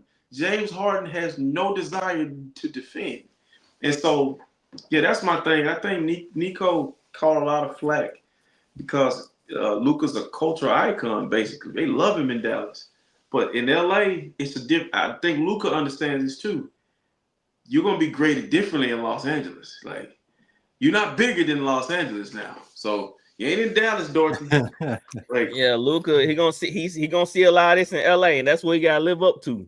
yeah, So it's just like if we're not seeing that Mamba mentality, then yeah, we're gonna be looking at you sideways. And that's why people look at LeBron sideways, because he like some games he had Mamba mentality, and some games you like, who is this guy? Like, does he even know how to play basketball? So it just it's just weird, man. Luka gotta bring it, man. He gotta get off that childish stuff and crying all the time and just lace up and play ball, like they say, play ball. And LeBron needs to retire. Right. Oh, cause what was that stat? RC, he was shooting for 3. It was a full court. He was like 0 for 10 or something. It was something crazy. I was like, yeah, it's time for you to head to the house. Yeah. Well, we are going to talk about Luka towards the end of the show. But Swift, no time like the present. I mean, you're talking about James Harden, you're talking about Luka Doncic, and both the Lakers and the Clippers are out in the first round. It has been a big struggle for the LA Clippers over the past, since Kawhi got to LA, and even obviously the years before that. In terms of overhaul, in terms of major changes happening, who do you think has more work to do? The LA Clippers or the LA Lakers? Definitely the Clippers. Because as we saw, Kawhi, he missed half of the season to show up. This team cannot get past the first round. They got 2 aging vets in Kawhi and Harden. They need to get younger. As you saw, their offense, it be on it sometimes, then stall. So it tells me that they need a true superstar. And Kawhi, he would be able to fit that superstar better, if they had just a main guy. But they just need to get younger. They need to beef up the bench in order to get past this first round blues they keep having. So I feel like they need a little bit more of an overhaul since they're aging. They need to get younger and better. I'd love to leave the floor open to talk about this a little further, because right now I'm really shaking my head. I'm really scratching my head. I have no idea where to go with this, because LeBron's 40. His contract's up at the end of the 26th season. Luka, he's going to be around until the end of the 27th season. But from there, who do you have? You have Rui Hachimura, whatever Austin Reeves is, the Clippers. Harden's going to be – sorry? I said Dalton Connect. Somebody don't use. But I mean, James Harden, he's 35. You have Norman Powell. I mean, to me, he seems to be more of a sixth guy, first guy off the bench. Zubac is most improved. Neil, RC, what do you guys think? Me personally, man, I agree with Swift on this, that the Lakers are more ready to win next year than the Clippers. I got no faith in the Clippers. I picked the Clippers to beat Denver. Okay, I got in my Kawhi love, my Kawhi reverence from winning a championship for us, man. He's still one of my top favorite players of all time and always will be because of that. I love him, but he didn't look as dominant as he has in years past. He needed James Harden, and unfortunately, when you need James Harden these days, you're not in a good position. Even though they had Zubac, who's just become an elite center in the league, they had a good supporting cast, they got an elite coach. It's sad. It's sad that they laid down like they did in Game 7. Like, to lose a Game 7, if it was a nail biter and both teams clawed hard right to the end, and it, one shot here, one shot there. That didn't happen. It was a complete and utter dismantling by Denver, the real guys with championship medal. LA got nothing close to that. But the Lakers, you get Luka, the whole dynamic of the team changes. He's out of shape. He's depressed maybe a little bit that he got traded away. All of this sort of stuff can come into play. LA can do things to get a solid big man. Luka can get in shape. There is a scenario where they become elite again and possibly even go to the Western Conference Finals. I don't know about that, but Western Conference Finals, possible. I don't see nothing good with the Clippers. And I think Harden, despite the fact that he might make All-NBA third team, just the man just don't got it anymore in the playoffs, and I don't think he cares as much as he needs to. I think, man, great point, Neil. When I think about the Lakers and the Clippers, maybe they should combine. I mean, because they have the same issues, but because if you look at Kawhi, I think, guys, we've seen the best of Kawhi Leonard. He can't play in the regular season no more. He only can play in the playoffs. And when he barely show you the old Kawhi. I love Kawhi just as much as you do, Neil, because to me, I think Kawhi is a very unappreciated athlete. What he accomplished in Toronto will never be done again. What Giannis did in Milwaukee will never be done again. So those guys are up there for me. But when you look at the Clippers and the Lakers, they mirror images of each other. Ty Lue is a great coach, but the other guy can coach, but he's full of himself, JJ. So that's Ty Lue may be wearing out his welcome, and JJ might just be going to wear on his players for long because he's just so adamant about being the smartest in the room. Then, as far as the way the teams are constructed, veteran-led teams, they have young pieces, but the difference is LeBron James. I know he's 40 years old. I know I'm saying he needs to retire, but hey, bro, LeBron's the best Laker on that team. Like, at 40 years old, he's the best player on that team. And if I'm the best player on the team, why not keep playing? I mean, that lets you know the state of the NBA, where a 40-year-old guy can be that dominant. But the only problem LeBron has now is the secret is out. You can't defend no more at a high level. You can't play 40 minutes no more. It's over. That's done. And so if I had to say who had a better chance of winning now, it would be the Lakers, but I think they're way away from winning a championship because the Lakers don't never have enough of what they need. They could have Giannis, Luka, and LeBron will still say, "I need something." It's like an ungrateful ass woman. I hate to say it like that, but it's like a woman. It's like I done gave you got 2 rings, 2 cars, 3 houses, and you saying this ain't enough. And so when he says we need a center, bro, you got 2 centers on your team. You got to play them. Like, he's right. The most needy athlete in history. He always needs something. So, yeah, I would go Lakers. Yeah, I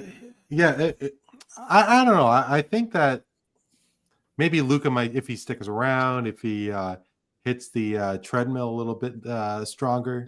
I think that he need to do some agility drills or something. He can't move laterally or something. But let's say that does he not have the same body composition of Nikola Jokic? Yeah. I mean, he's never going to be small. His problem is he don't have quick feet. He barely move his feet. That's the problem. So he need to do some drills or something in order to get his agility ability up, because he's standing in the mud. Oh, absolutely. And he doesn't have the mindset that Jokic has. He doesn't have Luka's a great player, man, but he doesn't have the basketball IQ or the mind that Jokic has. Jokic is a next level master. Luka is a great player, but he doesn't just have that extra thing that creates a true legend. Not yet. Are we saying, Neil, are we saying that this time last year when Dallas was in the finals?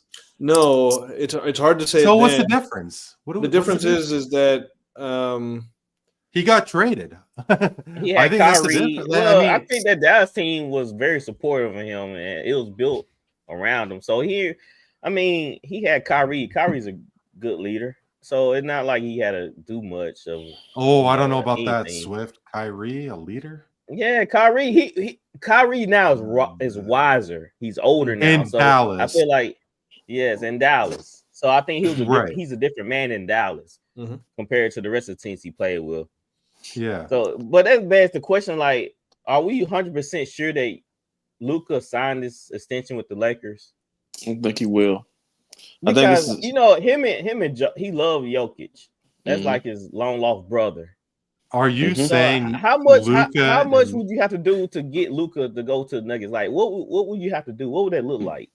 I don't think it would be good, man. I do not think that as much as but one thing is that I don't know that Luka's usage, his lack of defense, I don't think that Jokic is going to like that too much. And you're taking the ball out of Jokic's hands, even though it's going into Luka's hands. I don't see Luka as the type of player that would serve Jokic the best. Joker would have to come to LA.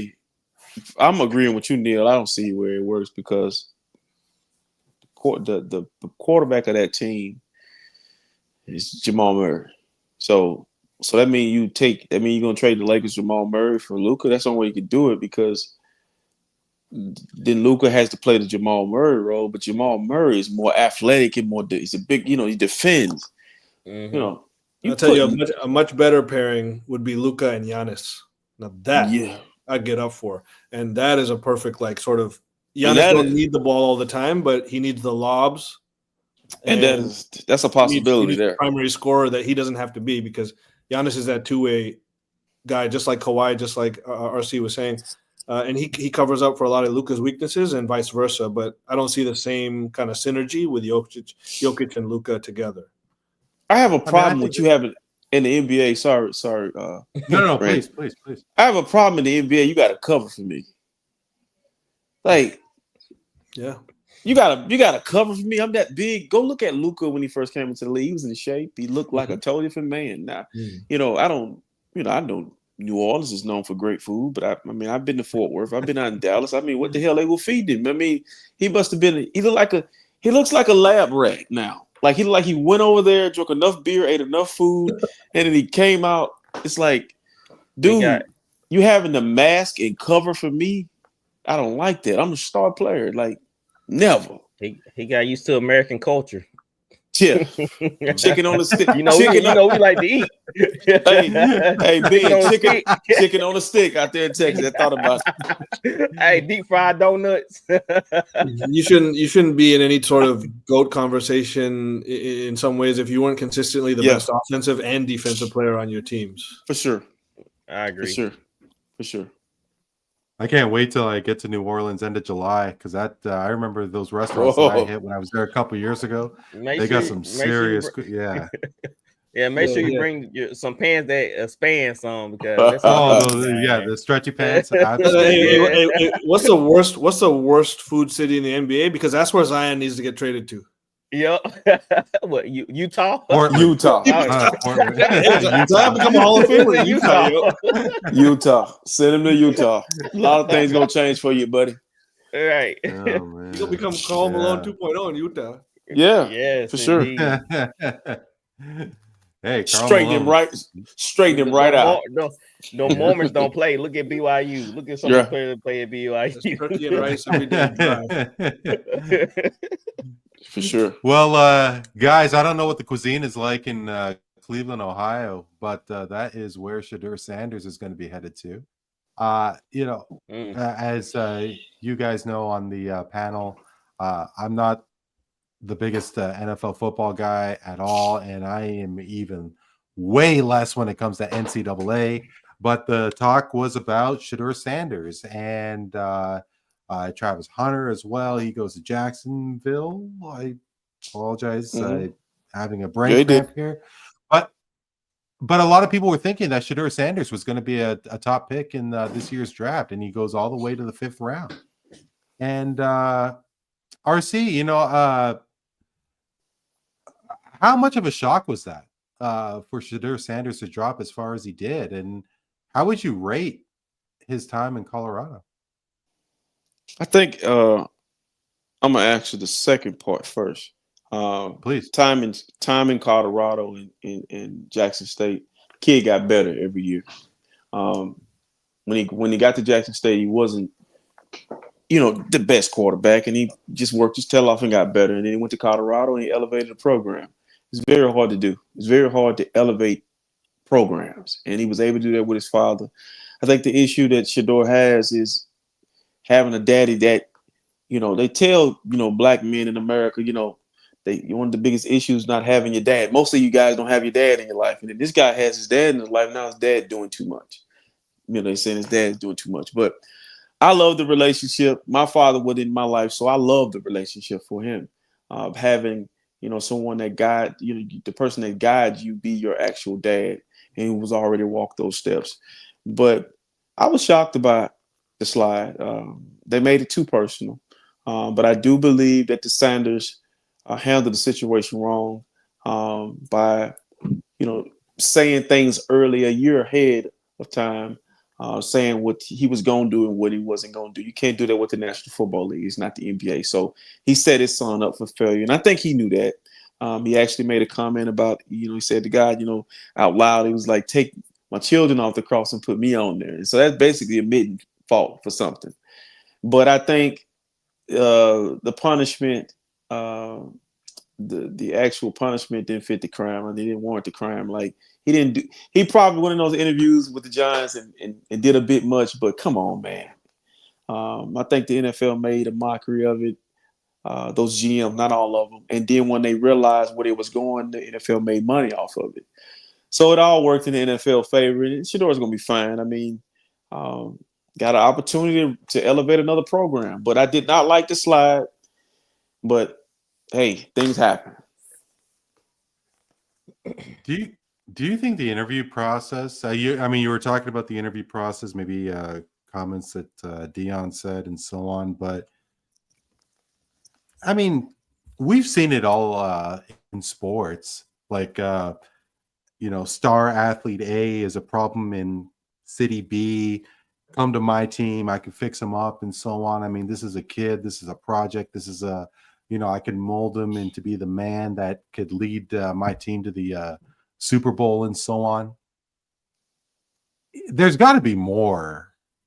And of course, I'm asking the question. It's not that I know. Like, there's got to be more to him dropping as far as he did. I mean, like, how many quarterbacks were taken before Shedeur? We got Cam Ward, Jackson Dart. Yeah. 4 or 5. Dylan, Gabriel. Yeah. So, and the slouch kid. It's a shock. Yep. Yeah. But, well, Neil, question over to you. Like, do you follow college football? You do. So, what were your thoughts on Sanders? I mean, Cam Ward, as I understand, was projected to be the first overall pick. I mean, that, from what I understand, wasn't much of a surprise.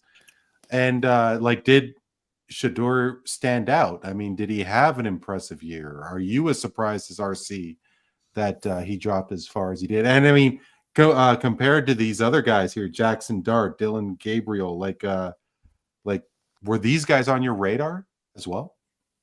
I know of them, but I didn't really know their place in the draft hierarchy. I knew that Shedeur's slide was epic and really unbelievable, because I actually thought, from what I saw from him, and mostly I will say Colorado games, I didn't tune in for too many Colorado games, but I did see a lot of highlights because they were primetime box office. They were always showing highlights. And, Shedeur, man, a lot of these highly touted college quarterbacks coming into the draft, they go to these powerhouse programs, Alabama, LSU, this type of thing. But they're usually on teams that dominate, maybe lose 1 or 2 games a year. A lot of them are. I think Shedeur, it'll serve him well that, during his time, Jackson State and Colorado, he didn't win. He kept winning more and more, but it's not like he was in some powerhouse program. He and his father, like RC said, along with Travis Hunter, they really elevated that program. And I saw this guy, come back from behind, put up lots of points, be in moments where he had to make something happen out of nothing and throw Hail Mary touchdowns to win the game. I've seen it all from him. So if you can just harness what you've already seen him do on some occasions, despite what some say his physical limitations, his arm strength, things like that, those are all things that can become better to a degree. But I think what he has the it factor to me to tell me that he has a chance to do something in the NFL. And I think he landed in a pretty good spot because even though Cleveland's known as a dumpster fire mostly, I think that reputation, it took a huge hit by the fact that they really, really boggled the Deshaun Watson whole fiasco. And, I thought when Jameis Winston took over for Cleveland, they were actually one of the more fun teams to watch last year. I really enjoyed watching their team, and they battled. Was it not because of the sideshow that was Jameis's comments, like in the press conference? Like, I'm asking a question. No. Like, it's because Jameis is just a mistake-prone quarterback, but he had, it was a lot of fun, and I think Shedeur has a chance to really become something for that team. I hope he does. It'll be good for the NFL. Joe Flacco's still there, right? Yeah, and so that could be potentially a nice mentor for him, but I don't think Joe Flacco's playing days are too much left. Sure, yeah, but in terms of that mentor, maybe Joe Flacco could teach Shedeur a couple of things. For sure. Yeah. Swift, finally to you. Do you think Deion was the problem that got Shedeur dropping as far as he did? Do you think we're going to hear a lot about Deion's comments regarding his boy during Shedeur's time in NFL? Yeah, I would say so. I think it was more on Deion than Shedeur because we have seen confident quarterbacks come through the draft. We saw what Cam Newton, Jameis Winston. So we've seen guys who wear their bolters on their sleeve. I think there was more Deion doing. I think he talked too much and he demanded way too much. I mean, you in NFL, you just can't come with demands. Like I know a lot of people use the Eli Manning scenario. Archie didn't he didn't present that until the draft, closer up to the draft. Deion stayed this 2 years out. Like he was stating it. Like, how you know your son going to the draft in the first place? Like, let's get to the moment first. Deion was coming out with a list of names like, oh, my son ain't gonna play for that sorry team. And on Twitter, he tweeted he definitely not going to the Browns. We don't want to play for the Browns. He tweeted that 2 years ago. And NFL said, okay, watch this.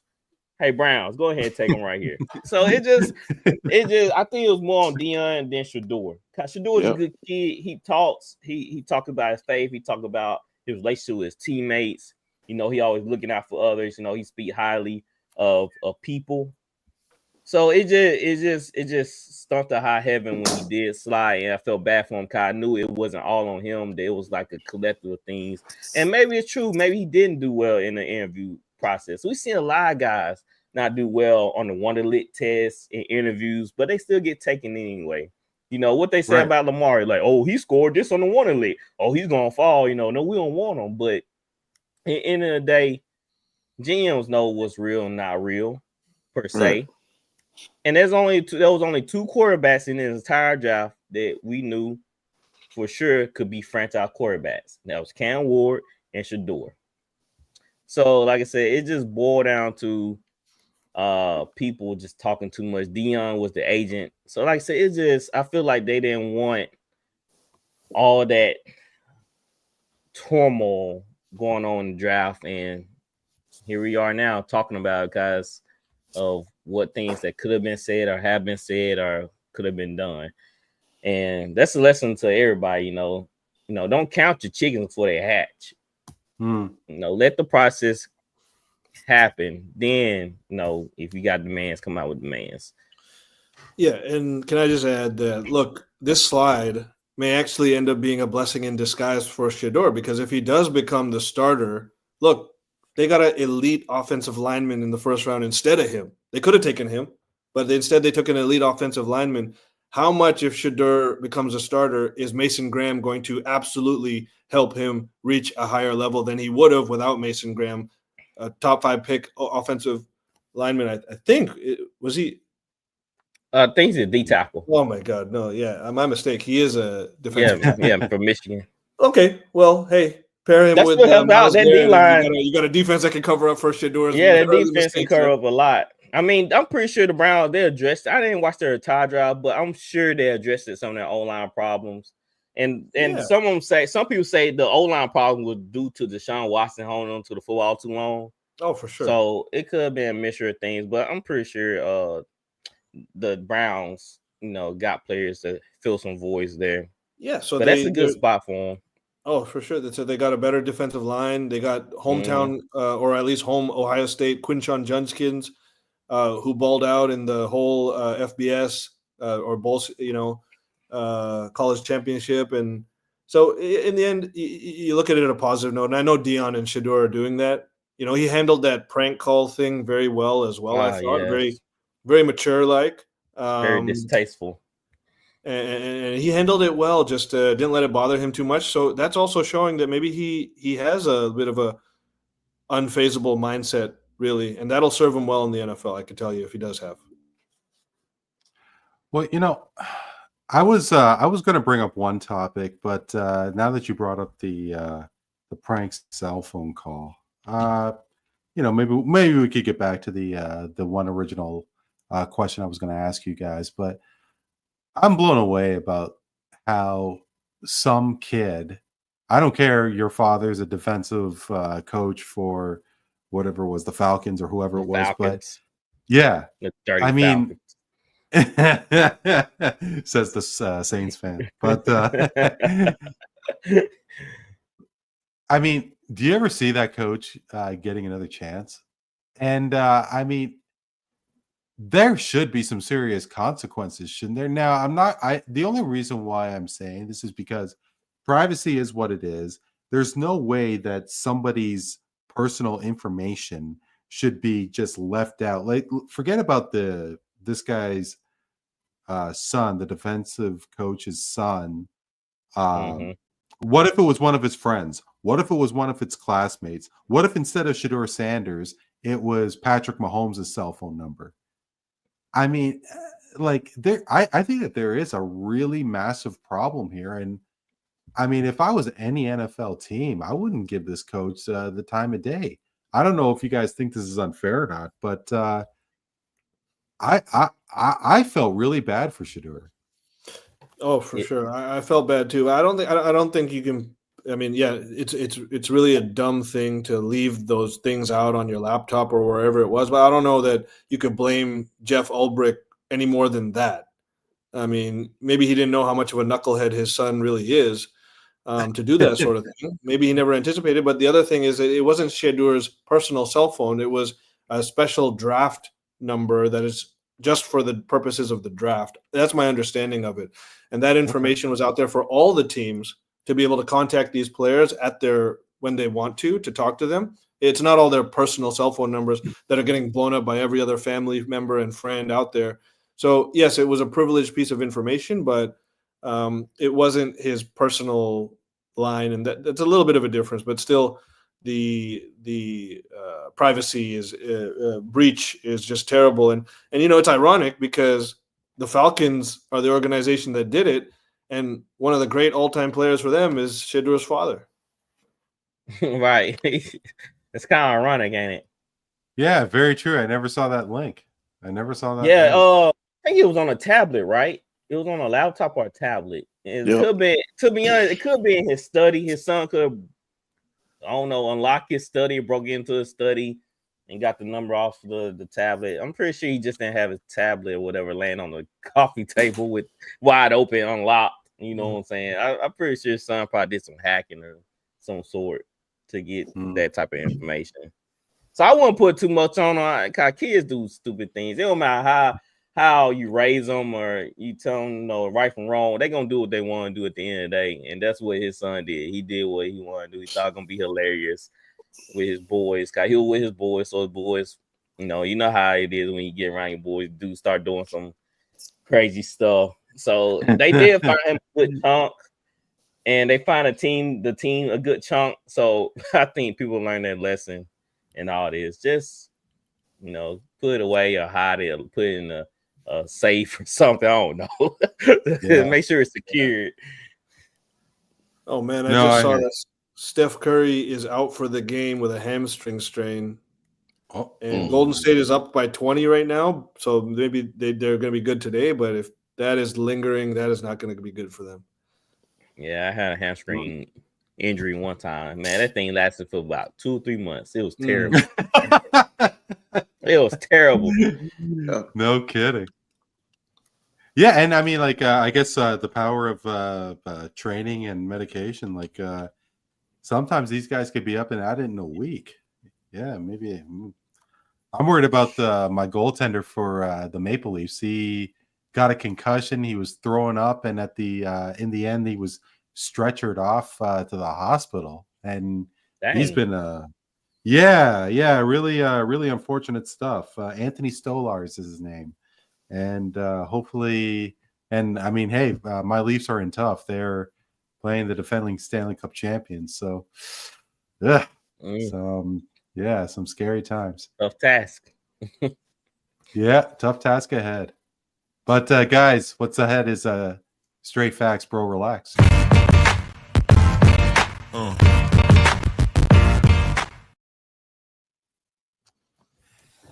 It is the final segment of tonight. Straight facts, bro. Relax. We are going to start with Neil, and of course, I don't know what if you would classify Kawhi Leonard's time in Toronto as it feels like yesterday, or it feels like a decade ago. But it has. He of course has been with the LA Clippers since the 1920 season. And things aren't really too rosy in La La Land. He has, he missed a significant amount of time. He missed an entire season. The Clippers have not made past the second round in 4 years. And you have to wonder how much of a rebuild will take place with the LA Clippers. Neil, Kawhi Leonard will not win an NBA championship as a member of the LA Clippers. Straight facts or bro, relax? Straight facts. And I thought that this was probably their best chance this year, and I really liked their chance to get to the Western Conference Finals, to be honest. But what I saw out of them, I got nothing to say but straight facts. Look, Kawhi Leonard has more playoff series wins with the Toronto Raptors than he does with the LA Clippers. And he's been on their team for 5-6 years, and he only played one with us. You just think about that. His only chance at this point, looking back, to win a third championship was if he stayed with us. And, I mean, without him, we took Boston to Game 7 of the semis the next year. And imagine if we had him. You telling me we couldn't have gone back-to-back? Well, hindsight is certainly 2020, as was the year in question that I just spoke about. But, unfortunately for Kawhi, although I won't go as far as to say that he won't ever win another championship, he won't win one in LA. It would be a surprise, especially with the... Unless it's the other LA, possibly. Well, Luka and Kawhi. I mean, I know that Kawhi signed for a few more years. Pretty sure. Oh my God, why am I blanking on the name of the Clippers owner? Steve Ballmer. Ballmer, thank you. The passion that he has, and he just seems to be so snake bit. But it's kind of weird to say that time may be running out on the Clippers, but in fact, time may be running out on the Clippers. Swift, over the past couple of seasons, we've seen NBA franchises win their first Larry O'Brien trophy. Of course, it happened here in Toronto. It happened in Denver. Is it possible that we could see it again with the 8 teams that are remaining in the NBA playoffs? The Indiana Pacers, the Minnesota Timberwolves, and the OKC Thunder, the city, Oklahoma City, have not won a championship. Of course, they did win in Seattle. Is it possible that we could see a first-time winner from those respective franchises? Swift, this year's NBA champion will win their city's first championship, and that either being Indiana, Minnesota, or OKC. Straight facts or bro relax? Yeah, give me a tough one. Oh my goodness.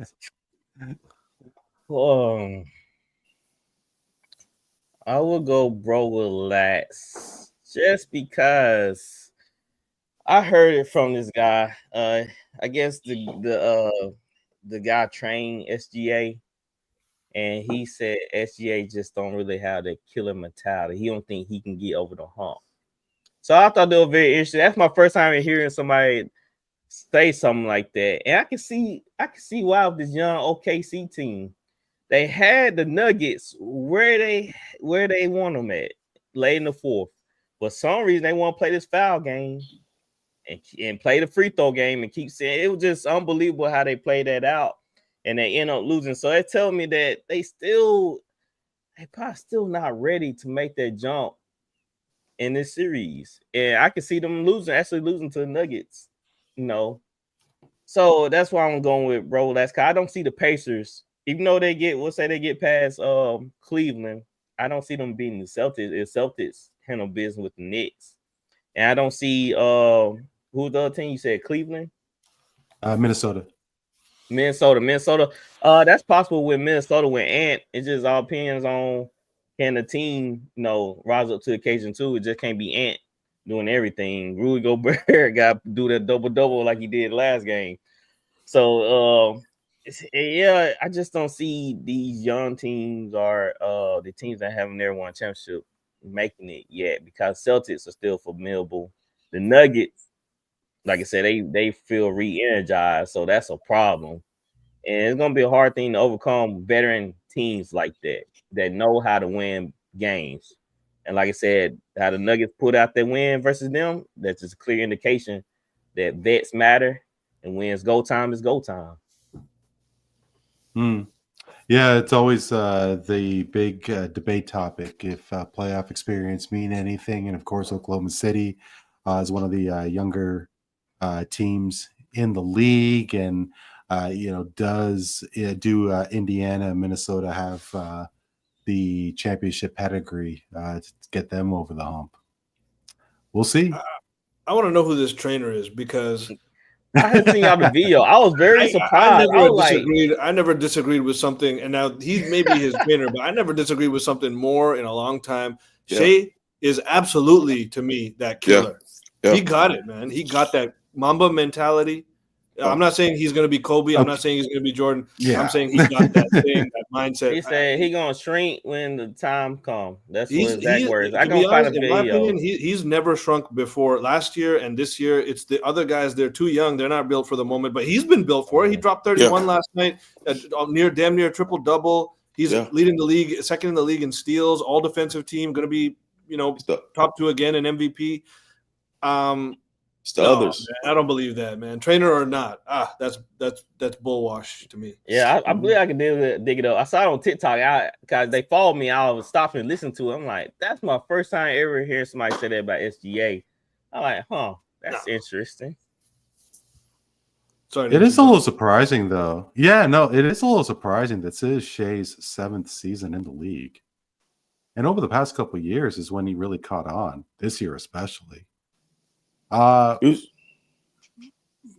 don't know. I mean, it took him a while because usually when you think of the LeBrons, I mean, the Anthony Edwards as well. I mean, yeah, sure, he hasn't won an MVP, he hasn't got to a finals, but people put those players on that pedestal really quick, and it took a while for Shea to get there.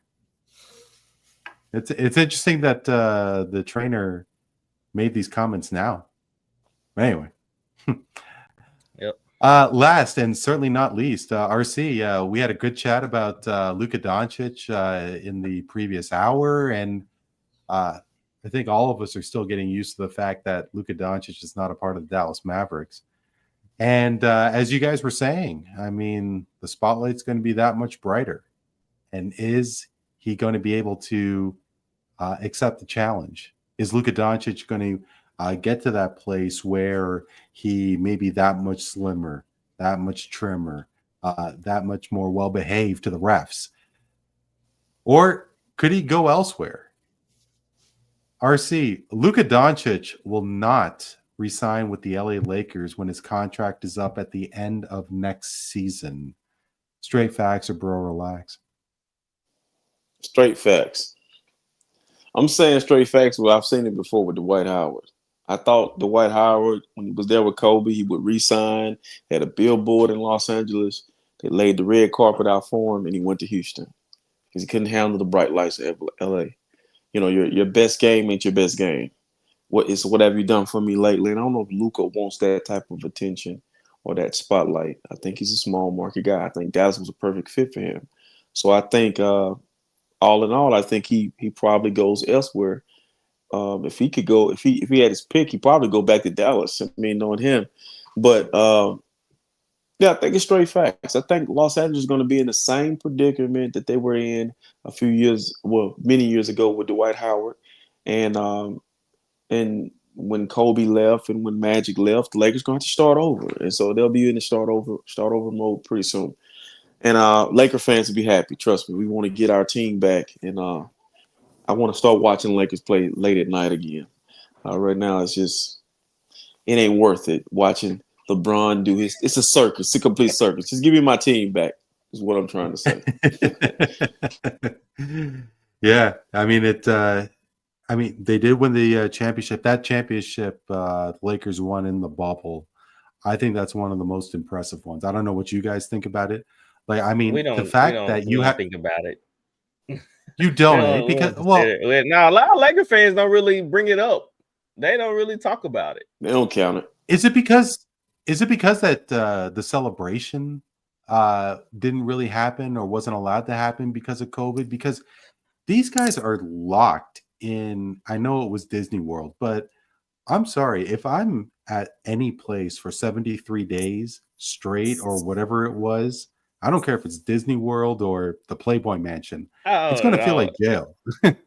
No, I feel like you're locked in, though. You can't do much. I mean, everybody's locked in to play. Sure, but I think that's the reason. I mean, it's but it wasn't like that World Series where the Dodgers won it in 20, where they played like 60 games, and I mean that was a joke. I mean, like these guys played 2/3 of the season.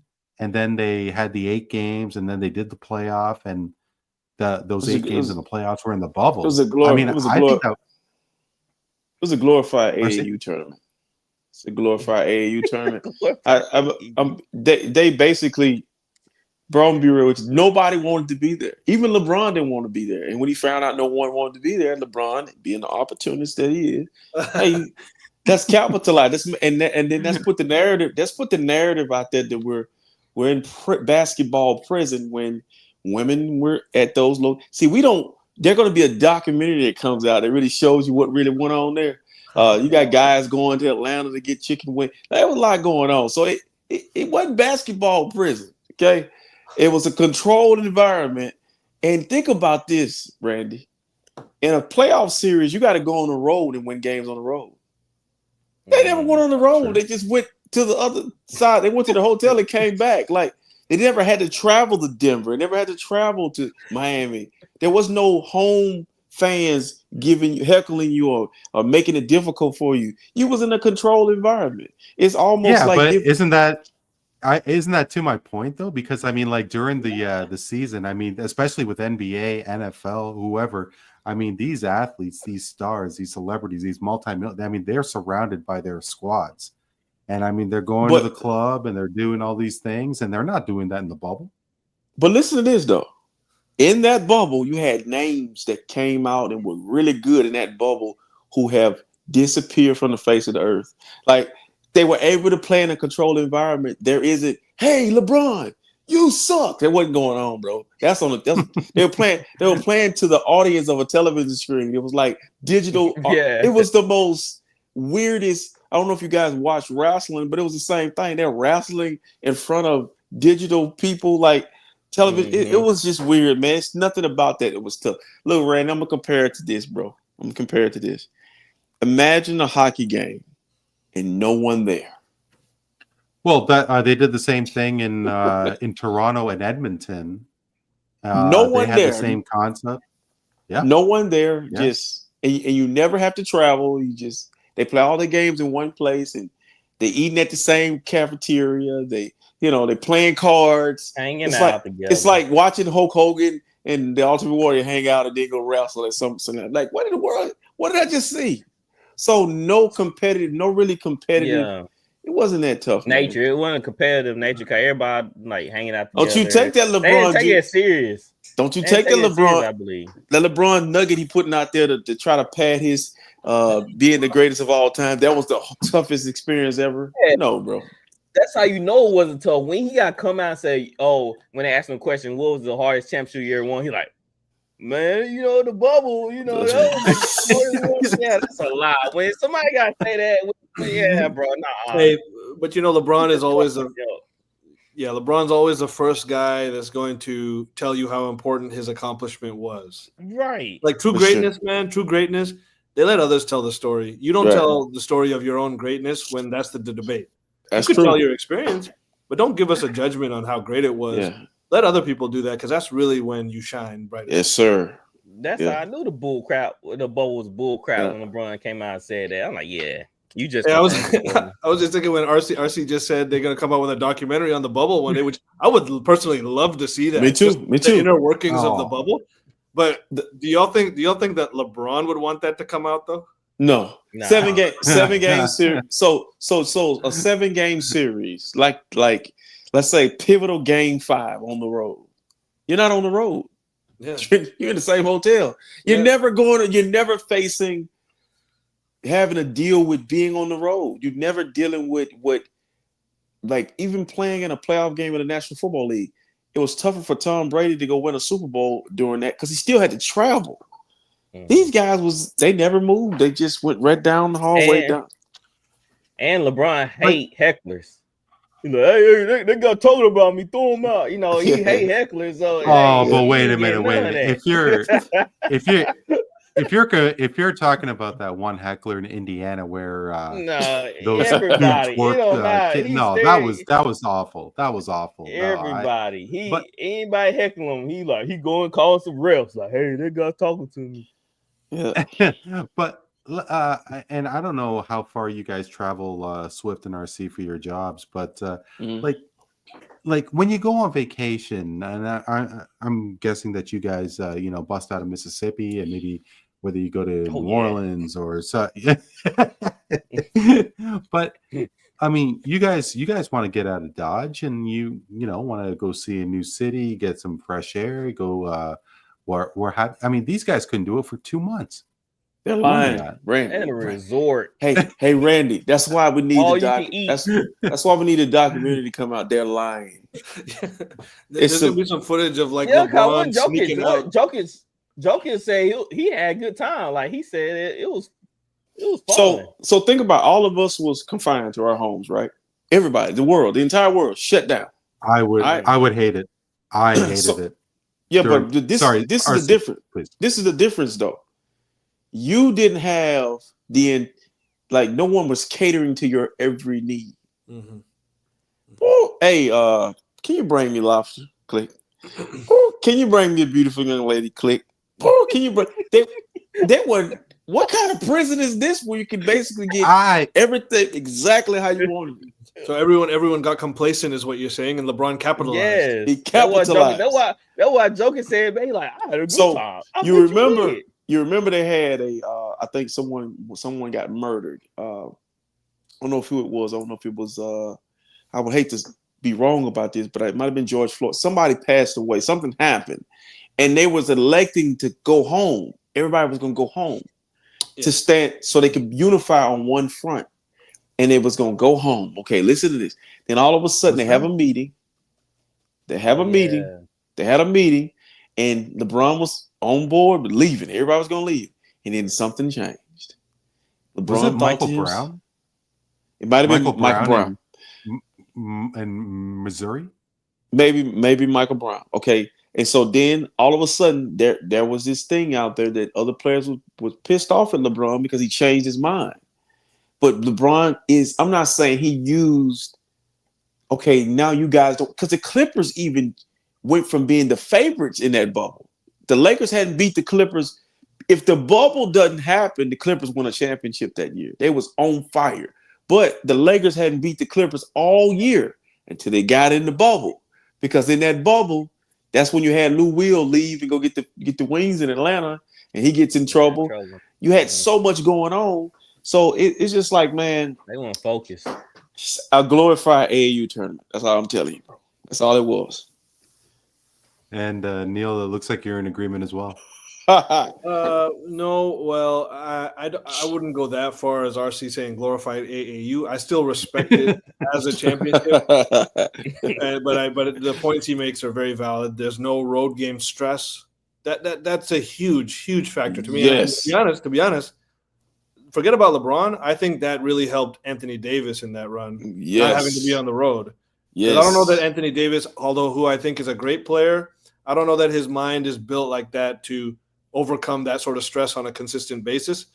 LeBron's is, but not him. But I do, in all fairness to LeBron and the Lakers, I do think that was the best Lakers squad he has had since being in LA. He had everybody. He had every Caruso. This man has literally played with every NBA player you could name or imagine from the early to I would say the late 2000s. He didn't play with everybody, man. Dwight Howard, Dion Waiters, Rondo, Carmelo Anthony, D-Wade. He's played with everybody but us. Okay, he's supposed to win. J.R. Smith. He's supposed to win that shit. Dwight Howard is on that. You got to think about it. JaVale McGee, Dwight Howard. At that time, you had Caruso, you had Kuzma, you had Rondo. You're supposed to win. But here's the kicker with that bubble situation. He not only did he have to face the road game, but who earned the home court? And what is home court in a controlled environment? Yeah. They changed the floor to the Miami Heat, but it really ain't in Miami. You see what I'm saying? So, I mean, hey, Michael Jordan, I think I would say this. The only thing about it that was impressive was those guys played hard. They did play hard. I'm a Laker fan. I watched those games. I'm like, man, they going after it. That's all they got to do is play basketball. So I guess when you don't got to travel and you just get to stay in one place, everyone's got energy for days. Yeah. But yeah, no, that's the most important thing. And that's why I respect it as a championship, because everyone did play hard and everyone cared. And if you get that, then, you could question everything else about it. But if you got that, there's legitimacy, in my opinion. Yeah. RC, to your point, LeBron played with Derrick Rose and Shaquille O'Neal too. Yeah. Hey, Derrick Rose? I forgot about that one. Hey, Isaiah Thomas, Derrick Rose, Dwayne Wade, Channing Crowder. I mean, I like that, Thomas. Man, you could come up with like a top 25 LeBron teammates. That would be some list. And listen, he's played with 25 guys. Michael Jordan has a drunk Dennis Rodman and a Scottie Pippen who was coming into his own. He didn't even get the Dennis Rodman that was in Detroit. He got the Dennis Rodman that he might not show up to the game tomorrow night. You had to go get him. What are you talking about? You had to go pick him up. RC, aren't you a LeBron guy? All this time I thought you were a LeBron fan. I'm a Laker fan. So listen, bro, if you're on my team, I'm gonna ride with you. I just, in the same breath, I'm not gonna tell you Brock Purdy is Joe Montana. That's just me. I'm a realist. I'm not gonna make it seem like what it ain't. I mean, I'm gonna call a spade a spade. If he's not, I think the guy is the greatest. Far as longevity, one of the greatest athletes I've seen, as far as taking care of his body. But you talking about a more scripted, strategic career, like he's actually planning stuff. Like, I'm putting my son on the team. I'm a remake Space Jam. Who does that? Who does that? This guy strategically wears 23. Wash. Like, it's just I'm gonna go to the Lakers where Kobe played. I mean, this guy has more control over his career than any man Wear ever 23 in history. Absolutely. And when he's not wearing 23, he's wearing 6. He's building that legacy to say at 20 years from now, RC's gonna be too old to really remember me, but the young people are gonna remember me. So therefore, I'm gonna ride with the young people. So now they don't still be buying Jordans. They don't still be buying J's. They don't remember. Guys, sure. Thank you so much for this was just such a blast, and I really hope that we could do another mashup again soon. And I really need to brush up on my college football, that's for sure.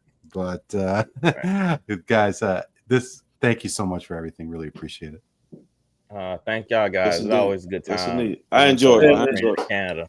And even though Flowers not here, I need to give these guys their flowers because I follow you guys' content a lot, and I love the flow, the chemistry, the banter that you guys have. High level analysis on a lot of things, and you guys are a joy to listen to and watch. So you guys do your thing, and appreciate that. I appreciate it, man. You need to come on the other side and get in on the banter. I see you up on your football stuff. I see you up on this football flout. That's all VOF is banter. That's right. But you know we get after it. It's good for the soul, man. It's good for the soul. Right, it's good for the soul. We gotta make the people laugh. Definitely. And it's too bad that if the stars are aligned, I'm able to meet you guys in person when I for sure. in New Orleans. It's I just wish that the Pelicans or the Saints would have been playing. It would have been great to catch a game with you guys. Maybe I'd have to swing over maybe I'd have to swing over another time. Maybe make it a true weekend. Maybe Thanksgiving weekend in November. I mean, that would be hopefully the Saints are playing the 49ers in Thanksgiving. That'd be great because they play each other this year. So come on, NFL, give me that Thanksgiving. Yeah, I'm going. We've been trying to work on a photo op for the team, and we need to get that done eventually. Get y'all guys. On our page we got our team on a picture. We need to get y'all guys a real photo op made of y'all team. Yeah, well, Neil.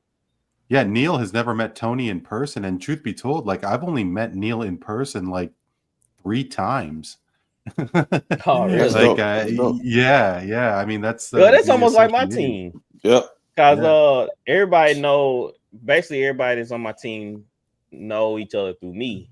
Yeah. So RC and Flowers never met, or Gatwood. Nobody on the team ever met personally in face. So that's what I've been trying to think of a plan to get everybody together and just do one big photo op and everything, have a good time.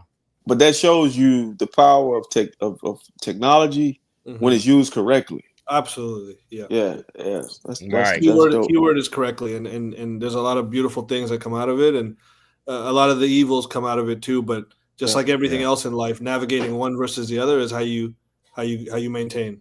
That's it. Mm-hmm. That's what we're doing. Did the Knights win? Somebody commented, Betty in Hills, thank you for the comment. She said, "Go Knights." Did they win? Oh, Golden Knights. Let me take a look. Oh, she saw your jersey, Neil. She probably clowning me right now.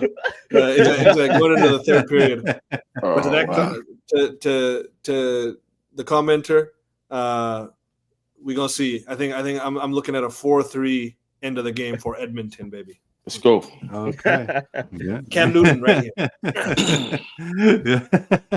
Neil doing the Superman. Awesome stuff. For Neil Katari, Ronnie, RC, Clark, and Ben Swift Reynolds, I am Randy Kure. This is Voice of the Fans Canada. Thanks so much for joining us. Hope you're doing well and keeping safe. We will talk to you next time.